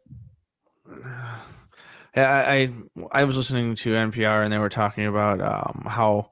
Do you guys remember when like it was this was like the I think it might have been an NPR politics podcast, but they were just like, do you remember the morning of after the election had been decisively won through the Electoral College, like the look of slight apprehension and fear in the Trump campaign? Like, they were like his acceptance speech, what the people were like, wow, he sounded presidential. It's because he was terrified and he had no confidence at all of what was going to happen there. It was like a slight, tiny, humbling moment, and then that just overbearing New York sludge pot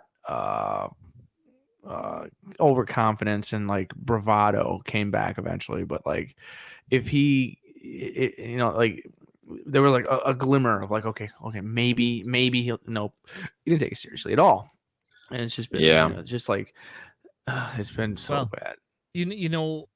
This year I've already taken the day after the election off, and I recommend you do the same thing. You have the time off.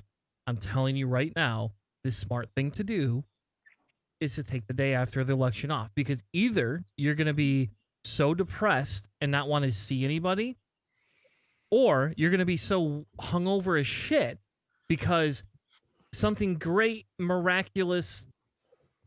It's like again, it goes back to that South Park episode, and like, I love that episode, the turd and shit sandwich episode. Like, that is like the best South Park episode ever, because it has related to American politics since, I'm guessing that episode came out in 2004, 2005.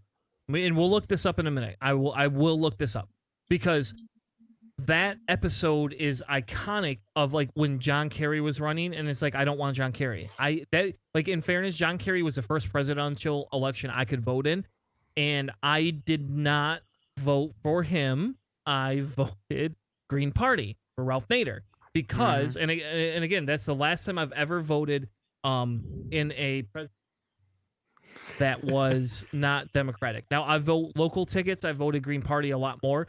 And that type of thing, but I've never done that in a presidential election again after that. But we are being served a shit sandwich versus a turd sandwich, or versus a, have I been saying this wrong this whole time and you just haven't corrected me? I'm not familiar with the specific. I remember the episode, but I don't remember. Versus a douche, a giant douche. Did I not say this? Am I saying a turd sandwich versus a shit sandwich literally this whole time, and you've never stopped me? None of you? There's two people in this goddamn thing, and neither one of you can stop me. My memories of that episode are pretty vague. My first thought was that the giant turd thing would bring us back to the U2 Bono is the world's largest piece of shit. And 2004. There's eight corks or whatever. This came out. South Park released this episode in 2004, and it is still relevant to this day about the party. And like when we talk about, you know, and hold on, I won't play it a second. I see the Simpsons one more where he's like the two aliens, like it's a two-party system. You have to pick one of us. Yep. I voted for Kronos. Yeah. So here it is. Hello, sir. I'm with the Gallup poll. We're trying to get a read on how people will be voting in the upcoming presidential election. Oh, okay. Great. And will you be voting for the giant douche or the turd sandwich? The giant And douche. it's literally, it's a giant douche versus a turd sandwich. So this is what we were being served up by South Park in 2004, man. Yeah. And here we are in 2020, 16 years later, and we have not got that much better. The argument for lesser of two evils is not an uncommon thing that hasn't been recycled for years and years and years in this country. I hear it all the time. I've heard it many times. We heard it in the last election cycle for the president. It's not uncommon. Like, it's just the severity of people saying something as slightly worse. But I mean, in the American dialect and our diaspora, we love to grab for top shelf words. It's unprecedented. And the number of times that I hear that every single day, unprecedented. Like, yeah, that's fine. No precedent means that this has never happened before. A lot of this stuff has happened before. You're just using top shelf words. The same thing was like the lesser of two evils. Like, that argument here happens all the time. We hear it all the time. But like, I think that in my lifetime that I know of, this is the first time when like one of the candidates I personally think is actually potentially capable of dismantling the American democracy project. Yeah. Like and it I really think is. that's like the epitome of this, Hanna. And so I encourage you to take the day off after work. I'm dead serious. I'm more worried about people gloating when I get there. That's my like point. People just like I'm telling you, for your personal safety and your job safety, take the day after work off. You could schedule. You could claim whatever you want. Tell them you got to help me move or some bullshit. I just give a fucks. I just don't think that it's gonna be. There will be an answer that day. I think it'll take a week, maybe more. I honestly think it'll go it's into. Fine, but I'm telling you, you're better off taking a day of.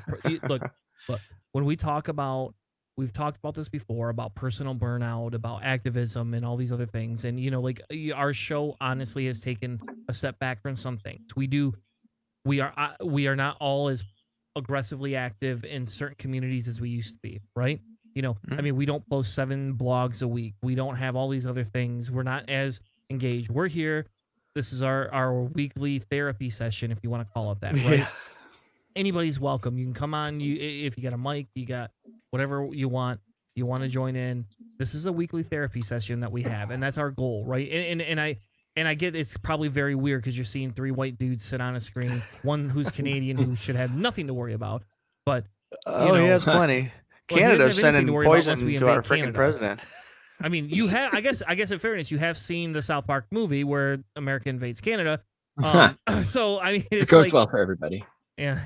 No, well, you know how it is. But you know what I'm saying is like, so the difference is, and I encourage anybody listen, like if your life will be affected by this, if this is something that you should take the day off, and I say this because I literally probably almost lost my job the day after Trump was, elected, because not only did I show up on almost no sleep, hungover as piss, wearing sunglasses inside of a warehouse, the first person that came up and said Happy Trump Day, I had 2 instances that went in my mind, and it was a good thing I was hungover, because usually Chris just reacts and either I lash out and say something really awful, or I could hit somebody. And all I wanted to do was lay the guy out on the floor. Like, all I wanted to do was be like, we don't all agree with you. I don't that you won, fine. Good for you. I'm glad that happened for you. For me, this is a travesty. And if you actually want to talk about the logic behind this, let's fucking have that conversation. And I'm going to tell a story real quick, and I'm sorry I'm monopolizing some of this a little bit. But it's a tangent. There you go. But so this weekend, so you all know I've been helping a local candidate out as much as I can. And this weekend he texts me. So here's the other thing. I guess I didn't tell you my update for what I've been doing in my life I was signed up to take a education class, essentially for a certification for work. And I was given 4 days. I was given 1 day to make a decision and a 4-day notice before the class started. So I'm now taking this GVSU class right now on Saturdays. Super fun. 8:30 to 2 every freaking Saturday. Anyway, I get a text from this guy saying, "Hey, I had to go into work today. I can't make it down to this rally. I was invited. I need you to go hand out flyers. I need you to go hand out flyers and help out a little bit." Okay, that's in 2 hours. I'm in the middle of a class. Fine. So I agree. I get all my stuff on. I'm on my way over. I know what park it's at. And I text him. I was like, "Who's your contact there?" And so he sends me an invite. And it says Faith in Voting. And I'm sitting here going, oh, man. And I show up to them singing hymns. I'm walking up. And I'm about ready to just be like, dude, this is not my game, man. Like, this is just not me. And now, the saving grace of the whole thing, though, and this is kind of where the culmination of this story goes. The saving grace of this whole thing, and we could talk about the disgusting parts in a minute, but the saving grace of this whole thing was as I was walking up to it, they're singing their hymns, they finished that hymn song, and the guy gets on the stage, and he goes, "If you really like this, we need you to support Biden's campaign, and we want you to do this because we must defeat Donald Trump in 2020. And I'm sitting here looking at these signs that say, faith, vote, go to church, do all these crazy things that I would never do. And they're saying so many people have slept as Christians on this, that if you are truly a Christian, how can you call yourselves a Christian if you voted for Donald Trump? And then get this, 2 people later, so they had another musical guest come up, and the next person that comes up is this fucking old guy, this old white guy, and his wife, right? And he shows up on stage, and he comes up, and they introduce him as basically somebody that has converted, right, from voting for Trump to that. And I'm sitting here going, okay, whatever. His story, though, was actually, again, not moving for me because I think Christianity is just not my cup of tea, and I'm just, I'm not moved that you found Jesus. But he actually became saved a week before, or a month before, maybe, something like that, before the election in 2016. And he actually started, so how he becomes saved and then within that month time frame starts struggling with who should vote for is beyond me. I don't get it. But he literally was basically saying he found Jesus and was struggling in his faith because when he found his faith and all these things, Donald Trump did not represent what his faith talks about. And he says we can move past this pro-life versus pro-choice issue. He says even that is a touchy thing for me. He says, but I'm telling you, I can move past that because everything else that man stood for violated what I was being taught at my church. So he went as a new Christian, he went and sought out a pastor in his church, right? He goes and seeks out this pastor, and the pastor essentially sits him down and has a conversation with him that, sometimes these things don't always fit in the biblical realm, blah, blah, blah. And we need to sometimes trust these leaders, but they encompass these other things like pro-life, right? Yeah. And he said, so he just pushed politics out, and he did it for a year. And he says about a year into Donald Trump's, presidency. And yes, I was going to say reign, but it's not that yet. And he said everything just conflicted. He switched church, and all of a sudden, now he's got this big conviction. He's like, look at me. I don't agree with everything the Democratic Party puts in front of us, but you tell me how, as a Christian, we can identify with any of these other things. Yeah, decency is decency. Mm-hmm. Yeah, that's cool. I mean, that's kind of how it is right now. It's like I'm looking to form coalitions with anyone and everyone, especially in Ohio. I mean, if we can get past that one point, the one pro-life argument, if we can get past that, 90% of the stuff that we all want is all the same. It really is. I mean, it makes you almost like I have a neighbor that has and you were talking about your neighbors earlier, Hannah, and I want to tell you, I live in where I live. Oh yeah, you're in the same kind of neighborhood as I am. Guess how many Biden versus Trump signs there are? 50-50. Nope. There's more Biden signs out right now than there is Trump signs. I'm dead serious. It's weird. Like this is a weird weekend, euphoria for me. it's equal. The number of houses that have a Biden sign is 4 on the street here, and there's 4 like Trump flagged houses. But like we have a house the Trump that flag has houses a are like Biden. banners. Like one house has 5 flags. Like the other one has pictures of Trump and Melania in the window.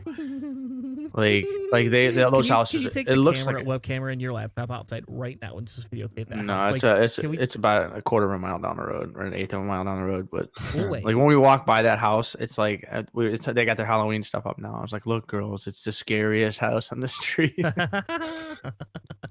But you understand, you know, like yeah, we could talk doom gloom, we could talk all these other things, and that's kind of, you know, as we're moving through this episode, that's what this was, right? This was a venting session. This was a, you know, how do we survive? And again, my encouragement is to take the day after the election off for especially anybody that's not voting for Trump. If you listen to the show and you're voting for Trump, then do what you got to do. I don't give a fuck. You know, like I'm glad that you are doing what you want to do, but like I'm very surprised you would ever listen to my show. But you know, I'm telling you for self-care, and this goes back to like I literally sat there and cried for like 2 hours. Like weirdly enough, like I cried for 2 hours as I continued to, you know, drink the alcohol, just pour it into my gullet after I'm watching the numbers go down. I mean, my wife's in bed, my kids are in bed, I'm on the couch in my underwear and a t-shirt with a bottle of fucking liquor, just pouring myself liquor glass over liquor, just drinking. Because it's like, I can't believe this is happening. Like, I don't understand the logic. And whether this is going to happen again or not. And we could do all of our parts to try and make this not happen. And I will not take a grand stance in the same way I did 4 years ago with you have to vote blue no matter who. I will not take that stance anymore.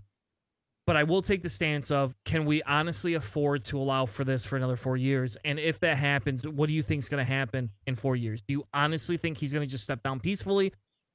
Maybe he will. Maybe he'll die. Maybe he'll have a cheeseburger heart attack. I don't know. Maybe he'll overdose on hydrochloric oxide crap that he, you know, is promoting. Hydroxychloroquine. There you go. Thank you. But my point is we have to take a little bit of self-care. And I only say that because if he wins, if we do not allow ourselves a little bit of self-care, there will be a larger meltdown than needed. And I say that because I can't go to work the next day and just be smugly happy that you know, like this could get better in 4 years. Because if this has happened twice now, not only have I lost all faith in politics, all we're going to see is continued murders of black people. We're going to see minorities continue to be repressed. We're going to see a Supreme Court justice that's going to repeal Roe versus Wade, or the gay marriage proposal, or I don't know. There's 100 other things we're going to see, and I know that these are scary things and scary times. And that's why I'm saying is we have to take a little bit of self-care, because if you need to arm yourselves within the next year, and that's what it's going to come down to, if that's a possibility, we have to be able to have at least one day where we can just be extremely upset. And some of me almost encourages this as a protest. If Trump wins, we don't all go to work. And I understand not everybody has that privilege, and I am a privileged person that can do that. I can do that. I get that. But I'm saying if we don't start figuring out how we're going to change that, if he wins, we are in for another 4 years that will be quadruple 2020. And that's all I'm going to say. And he's been saying, you know, he's going to try to stay on for another term. You know, he's been saying they protested him so much that he deserves maybe a third term, because the first term was just, they were picking on him. They were being so mean. Yeah. He didn't get a legitimate term. I don't know. Which is absolute garbage. Like, really? I realize that my outrage on this whole thing is just going to fall on either an echo chamber or completely deaf ears, because the other side just doesn't care.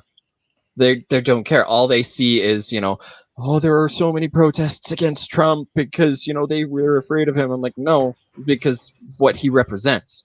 And he represents the absolute worst of society. He is a troll. He is dishonest. He is deliberately ignorant. He goes out of his way to derail any conversation, and knows that all he has to do is just incite the right amount of outrage every day to keep his opponents unstable, completely incapable of getting a firm footing, because they're moving from outrage to outrage to outrage. And after a while, you burn out, you get tired. And sooner or later, he knows he'll just have new opponents, and that's it.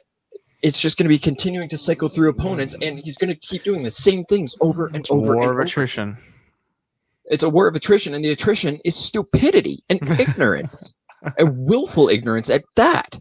Like, I don't think he's as stupid as he plays himself off to be. Because you take a look over at Boris Johnson. John Oliver did a great little piece on Boris Johnson and how so much of that guy is just a designed character. Like he always seems aloof. He always seems like he's a bit of a mess, like he's trying to find himself or whatever. But if you take a look at what he does, he's actually keeping control by looking like he's not in control. And while I don't think Trump has quite that level of sophistication, and I think he is kind of a rich I don't know what the appropriate term would be, but basically what we think of as trailer trash, he's the rich version of that. I don't think he's really all that elegant, but I don't think he's the idiot he makes himself out to be. And I do think that he does that on purpose because he knows that he can endear himself to people that he wants to control. Because let's face it, the people that are following him blindly and worship him, he would step on happily. He is their deity, and he knows it. He revels in it. He openly admitted he could shoot someone in the middle of the road during his election campaign, and that didn't hurt his popularity. Nobody held him accountable for that. He made fun of a physically handicapped person, and nobody held him accountable for that because he could get away with it. He is the epitome of privilege. And it's so infuriating to a thinking person because you sit there and you go, how can people identify with this? How can people think that this is okay? And that's the problem, is that it's not okay, but we've allowed ourselves to think it's okay. It's almost like we're complacent with it because a lot of what we see him doing is the same things that we just tell people to just, ignore that, he'll shut up eventually. He'll calm down eventually. And it's not going to happen. It's never going to happen. And I don't think he actually would try to fight to stay on for a third term. I think he's just going to use that as a bit of a show just to try to create outrage on the other side. And then when he's done, he'll make it look like he's stepping down and be like, no. They want me to step down. I'm being the bigger person. So he gets to go out looking like the hero. Well, he also has an entire political apparatus that is giving him information and strategy. Like, yeah. You know what I mean? Like he basically takes credit for all of the best things that all of the people behind him are saying, and all of the ignoramus and ignoring precedent and everything. Essentially, the Republicans are willing to just do anything and everything. We'll talk about this when the Supreme Court comes through. It's like with the replacement appointment, is that the Republicans are willing literally to do anything to get to the goal. The ends justify the means in their political system. That's how it works. And the liberal progressive wing doesn't. One of our friends for a long time, John, he online, I usually don't put his last name on. He used to write for us, but he didn't want to be known then. He has a thing he posted. I don't know where this came from, but it says, where liberals fantasize that precedent and logic are binding forces in our political life, that there exists some epistemological authority that will arbitrate facts and fiction, punish those who contradicted themselves, and reward those who have not. Conservatives have long since abandoned such notions. Essentially, they're talking about this precedence that we've set with Mitch McConnell setting precedents. They'll ignore that precedence in a moment to continue to build their strength, position, strategy, and all that. And Trump definitely takes credit for all of the things that work and doesn't take credit for anything that goes bad. He is like a living, breathing version of confirmation bias for himself and for all of his supporters. You never hear anything bad get attributed to him. It's all Antifa, it's progressives, it's Mitch McConnell, or it's Schumer and Pelosi and minorities and immigrants or whatever. It's always a scapegoat situation. So I know we're gonna get a whole bunch more of that, and it's gonna be a frustrating cycle. I do think everybody definitely will need to have kind of like a day after. I just think it's going to be a while after before it is a legitimate 100%. I don't think either side is going to have enough of a landslide to declare in the first week. That's my prediction. But I don't know. We got some quick saves to do and kind of wander off here. Something to enjoy and go off on a good note. All right. Well, my quick save for the week is from last week from the Dolphins. Or is it just another symbolic victory? Now there's 2 anthems. Do we kneel? Do we stand? If we could just right our wrongs, we wouldn't need 2 songs. We don't need another publicity parade. So we'll just stay inside. Until it's time to play the game. Whatever happened to the funds that were promised? All of a sudden we got a collapsed pocket?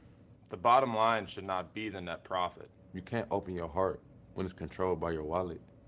Decals and patches. Fireworks and trumpets. We're not puppets. Don't publicize false budgets. Ask the pundits and we shouldn't have a say. If you speak up for change, then I'll shut up and play. If we remain silent, that would just be selfish. Since they don't have a voice, we're speaking up for the helpless. It's not enough to act like you care for the troops. Millions for pregame patriotism. You get paid to salute. Lift every voice and sing. It's just a way to save face. Lose the mask and stop hiding the real game face. So if my dad was a soldier, but the cops killed my brother, do I stand for one anthem and then kneel for the other? This attempt to unify only creates more divide. So we'll skip the song and dance. And as a team, we'll stay inside. We need changed hearts, not just a response to pressure. Enough. No more fluff and empty gestures.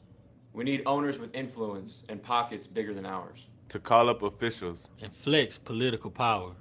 When education is not determined by where we reside.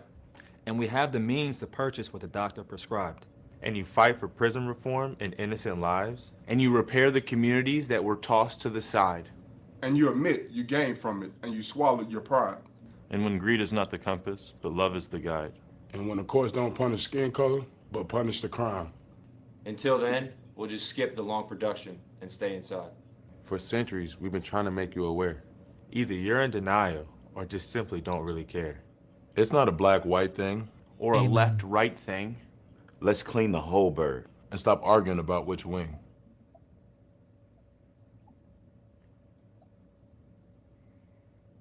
Before the media starts wondering and guessing, they just answered all your questions. We'll just stay inside. So that's awesome. I don't know. For me, that was just I read that the other day. And like I get people, like sports ball is sports ball, right? It's kind of weird because today, so we went apple picking today with my family. And we didn't eat lunch because we were going to eat lunch at the apple picking place. And they were just so bloody busy that it was like, all right, I don't know if we're going to wait in line. Then we had to wait in line for the apple, for the slushies anyway. So then we're like, screw it. I told my wife, if you want to eat here, we can. Otherwise, we'll go somewhere else. So in the long run, because we live in Zealand and the apple picking place is up north, we decided to go back to Jenison and go to Pepino's because that's like, when I lived in Jenison, that was like our go-to thing, man. They had the best pizza ever. And it's like we walk in and there's like, sports ball playing all over the thing. And I know a lot of people don't like it. And it's kind of weird because, like we say sports ball, but like some of us, I still have an affiliation and a like from growing up of watching football, right? I don't like that there's a lot of abuse. I don't like that there's a huge income gap wage there. I don't like some of the things about it. But what I did like is that, like, when we were doing that, this was a discussion that kind of came up, like, oh, look, some people are staying in the locker rooms and this and that. And last week I had posted something from Sean King about, how some of the players just knelt on the field and said, screw it, we're going to kneel. They kicked the ball and they all just sat down and just let the ball land and roll where it was going to roll. That's what they did. And Republicans are like, well, we pay all this money to watch them play. You're not paying anything right now. I don't know what you're paying because you ain't going to any games. And yeah, I get they got a job to do. And they were like, well, if you knelt down every 10 minutes, you would get fired. Yeah, I probably would. But they did it once. They didn't do it every play. They didn't just throw the ball and just stop and just sit there. They didn't do that. So, and I asked the question, if you want to protest and you want all these things, how do you want it done? And the answer basically came back, well, not through rioting and burning buildings and cities. Okay. They've asked you to help. They've asked you to look at this. They're telling you to look at the statistics. If you can't fucking understand the fucking statistics, there's something fucking wrong with you. I can explain it to you till I'm blue in the face, but if you don't really care what the statistics say, then just say, I don't care, just like they said. I don't care, and I'm going to be blind to this. And so they're changing what it's about. They're not even doing about the police. It's all about the flag. You're disrespecting the flag. It's not. They're not even on the same argument. yeah. And so this video, for me, this video just meant a lot to me this week because, again, I'll be honest. I've given up on sports ball for the most part because they shadow over Colin like you wouldn't believe, and people continue to do it. And some of the NFL owners are not supporting of it, you know, and they're trying to mandate all these things. And here's a team where they're putting out a publication stating, "Go fuck yourself." That's what they're saying. You do want us to not stop doing this? Then fucking fix this. Work towards fixing it. And they're asking the rich people of the country to step up.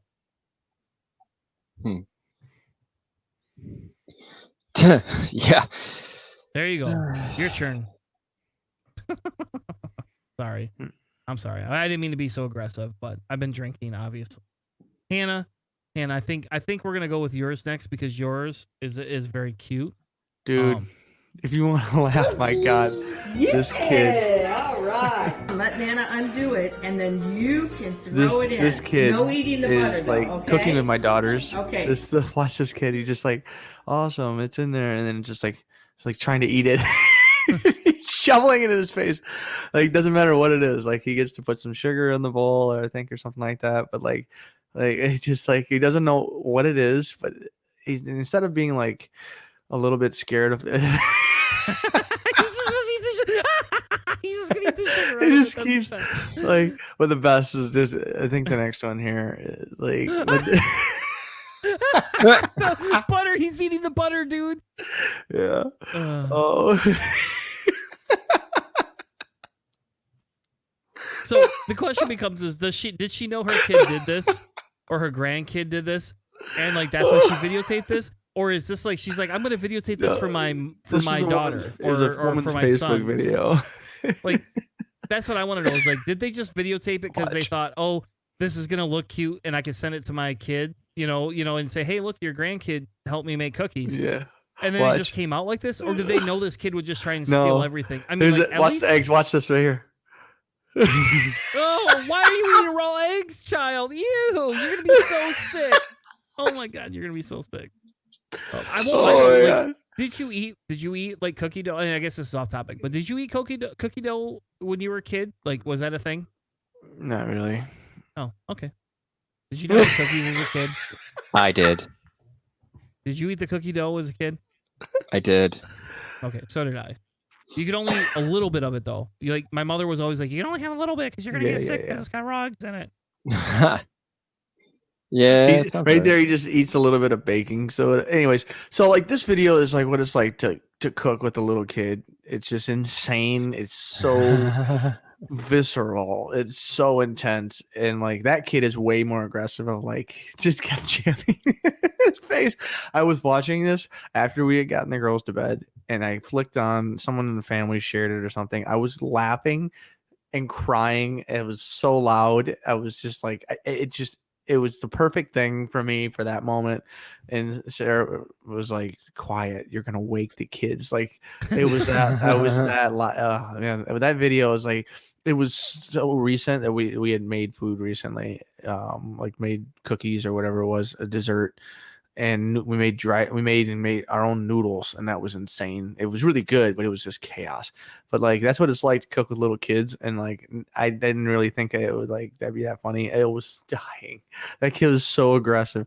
So yeah, no, that was sometimes you just need some eye bleach, right? And that's definitely a good one. Where if you just need a minute to just laugh at people and not fight for a minute. That video and a lot of the associated videos. Just give you some happiness before you fall asleep. Hey, Hanna, I think we should record our own kids doing this. And if you need help, I'll fuzzy your kids' pictures out. And we can put them on there. Like, we could do that. Like, if your wife is like, no, I don't want my kids on like a public social media, I'll fuzzy the kids' faces out for you. But I might do that with my youngest too. Now, in fairness, she's 9, but there's a big difference between your kids and mine. But she still does weird little things like that, just more sneakily. But like both my daughters are like, if I bake, like, so okay, we went apple baking today, part of what we're gonna do is bake apple pies. My 11-year-old's like, was like telling me all these different things we can do with apples, and she loves my applesauce I make, because I make applesauce and I refuse to put sugar in it because I think it's stupid. You just use a different mix of apples. You just don't use the tartest apple. You use a mix of apples, and that's how you get good applesauce without fucking putting sugar in it, because you don't need sugar in applesauce, for fuck's sake, you know? If you add anything, a little bit of cinnamon or whatever. I mean, it depends on what you like, but Cinnamon, a little bit of lime juice or lemon juice, depending on your preference. You know, and so like anyway, but we should do that. Maybe we should record some kids baking videos, and then we could play them on the show. It'll be our happy when politics goes to shit again. It's hard to like. Here's your puppy video, but it'll be our kid cooking videos instead. It's hard to curate that level of like sincere, genuine hilarity and stuff, but like in the end, put your laptop with a webcam up and just stick it in your kitchen and just let it record. That's what I say.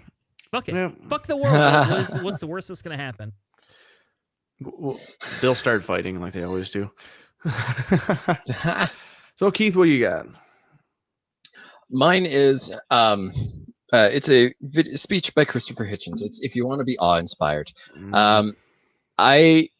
I won't lie, I was very late to join the atheist community. It had actually already started fracturing and collapsing in on itself by the time I got in. I didn't start reading Hitchens until about 2012, 2013, which is only 2 years before he died. And what I did is a friend of mine kind of got me interested in the idea of atheism and getting back into like scientific skepticism and reigniting my love and passion for science, essentially.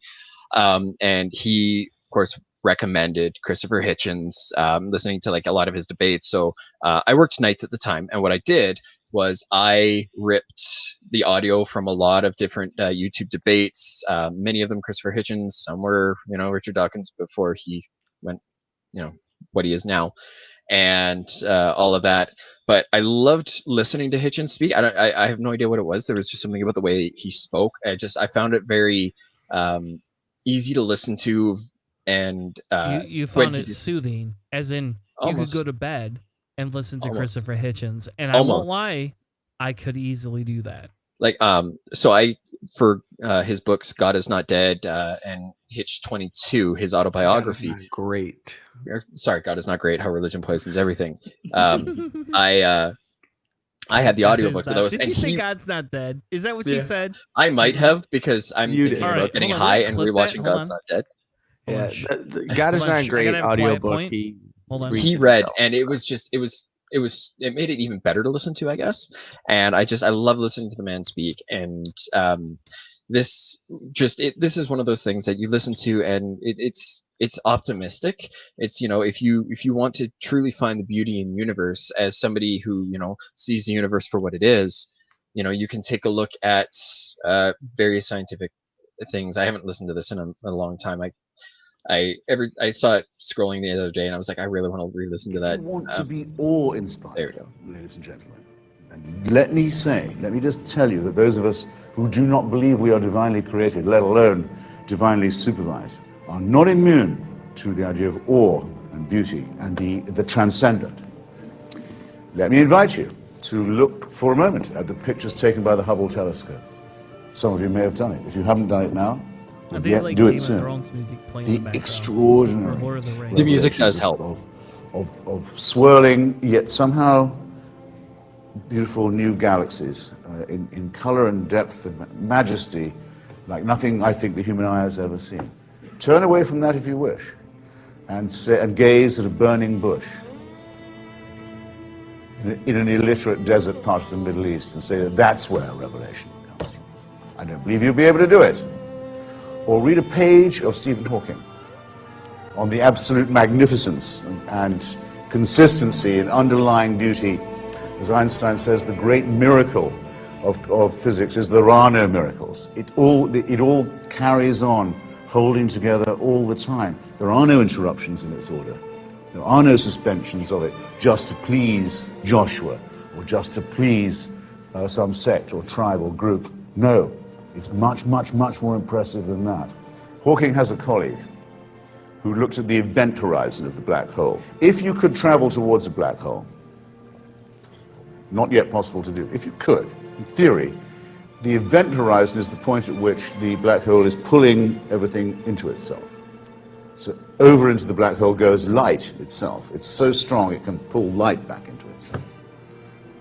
It's really awe-inspiring. A lot more, say, than a crowd of pigs infested by devils running down a hill into the sea, which is a piece of sorcery and cheap magic of the sort that shouldn't impress any thinking person. Think about a black hole instead. Pulling the light into itself, the event horizon just reorganizing nature. So that if you could get to that lip, the lip of that event horizon, and fall in and go in, you could in theory see the past and the future stretching before and in front of you. You would see time, except you wouldn't have the time to do it, of course, if you were a mere primate, as we are. But Hawking has a colleague who says if he knew he was dying of a terminal illness, that's how he'd want to go out, is over the lip of the event horizon. That would be majesty. That would be magnificence. That would be awe-inspiring. That would be apocalyptic. So it's in the natural world, it's in the world of science and the world of innovation and discovery and doubt. We wouldn't have discovered any of these things if we'd taken the religious story for granted to begin with. We would have said we already know enough. We know. God made this. God wants it this way. What's the need for inquiry? We already have all the information we need. The big difference between this side of the house, mine, and the other, is this. I am absolutely certain that I do not know, but that it might be possible to find out, and that doubt and skepticism and innovation and inquiry are the only means by which wonder and beauty and awe and symmetry will be discovered, and beyond those peaks we can yet see, new, more wonderful peaks will rise. Whereas, on the Wilson side of the house, it is said, we already have the certainty. We know that God created us, and we even claim to know his mind and what he wants of us. And I just invite you to open your minds to the possibility that the skeptical and the inquiring and the doubtful will be better than anything that calls itself faith. Because anything that calls itself faith calls itself certainty. And for certainty, I think there is no place in an institute of intellectual mentation and higher education. And I'm very grateful to you all for giving me the chance to say so. Thank you. Very ironic. I mean, I believe that's from 2009's Collision. It's a documentary between Hitchens and Prager. So if it's not in there, if you want more of this, it's a 2009 I think I have that documentary debate called Collision. somewhere around. Yeah, I every time I hear that, it's just it's a great reminder that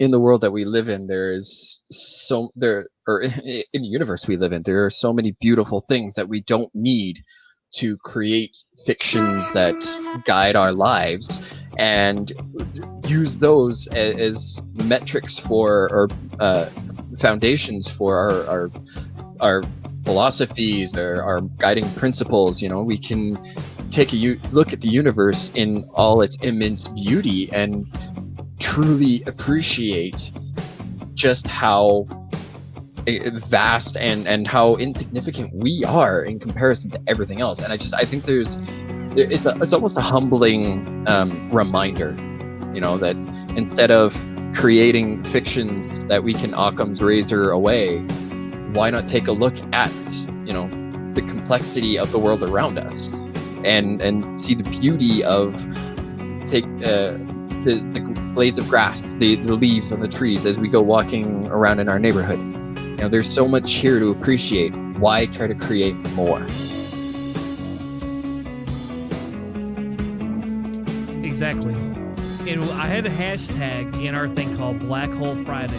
I don't remember where that came from, but it's very fitting for this end of this episode. So, I don't know. Buddy, as much as I've railed on some of the old atheist things, Christopher Hitchens has a place in my heart, and it's very hard I will admit his faults. I will admit all these other things. I can do that. I understand the logic in that.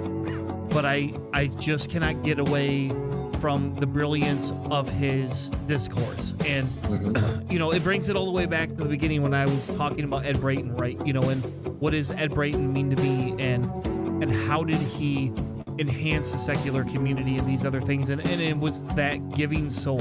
It was that debate tactic. What drew me away from religion was a discussion and the discourse of something different, and the idea that you don't just have to believe in a stock, you know, reality. And that's the most amazing part of this whole journey that we've been on today. As we move through and we get rid of, you know, what do we have to do? What do we want to do to make sure that we're not fizzing out and that we don't want to kill ourselves after 2020? We have to laugh at it, accept it, understand that it's a struggle, and know that while this might be one of the most challenging times that we've been through, it's not the end. Thank you all so much for joining us on Cellar Door Skeptics. We'll be back next week with another amazing episode and maybe a little bit more structure. Thank you all, and have a good night.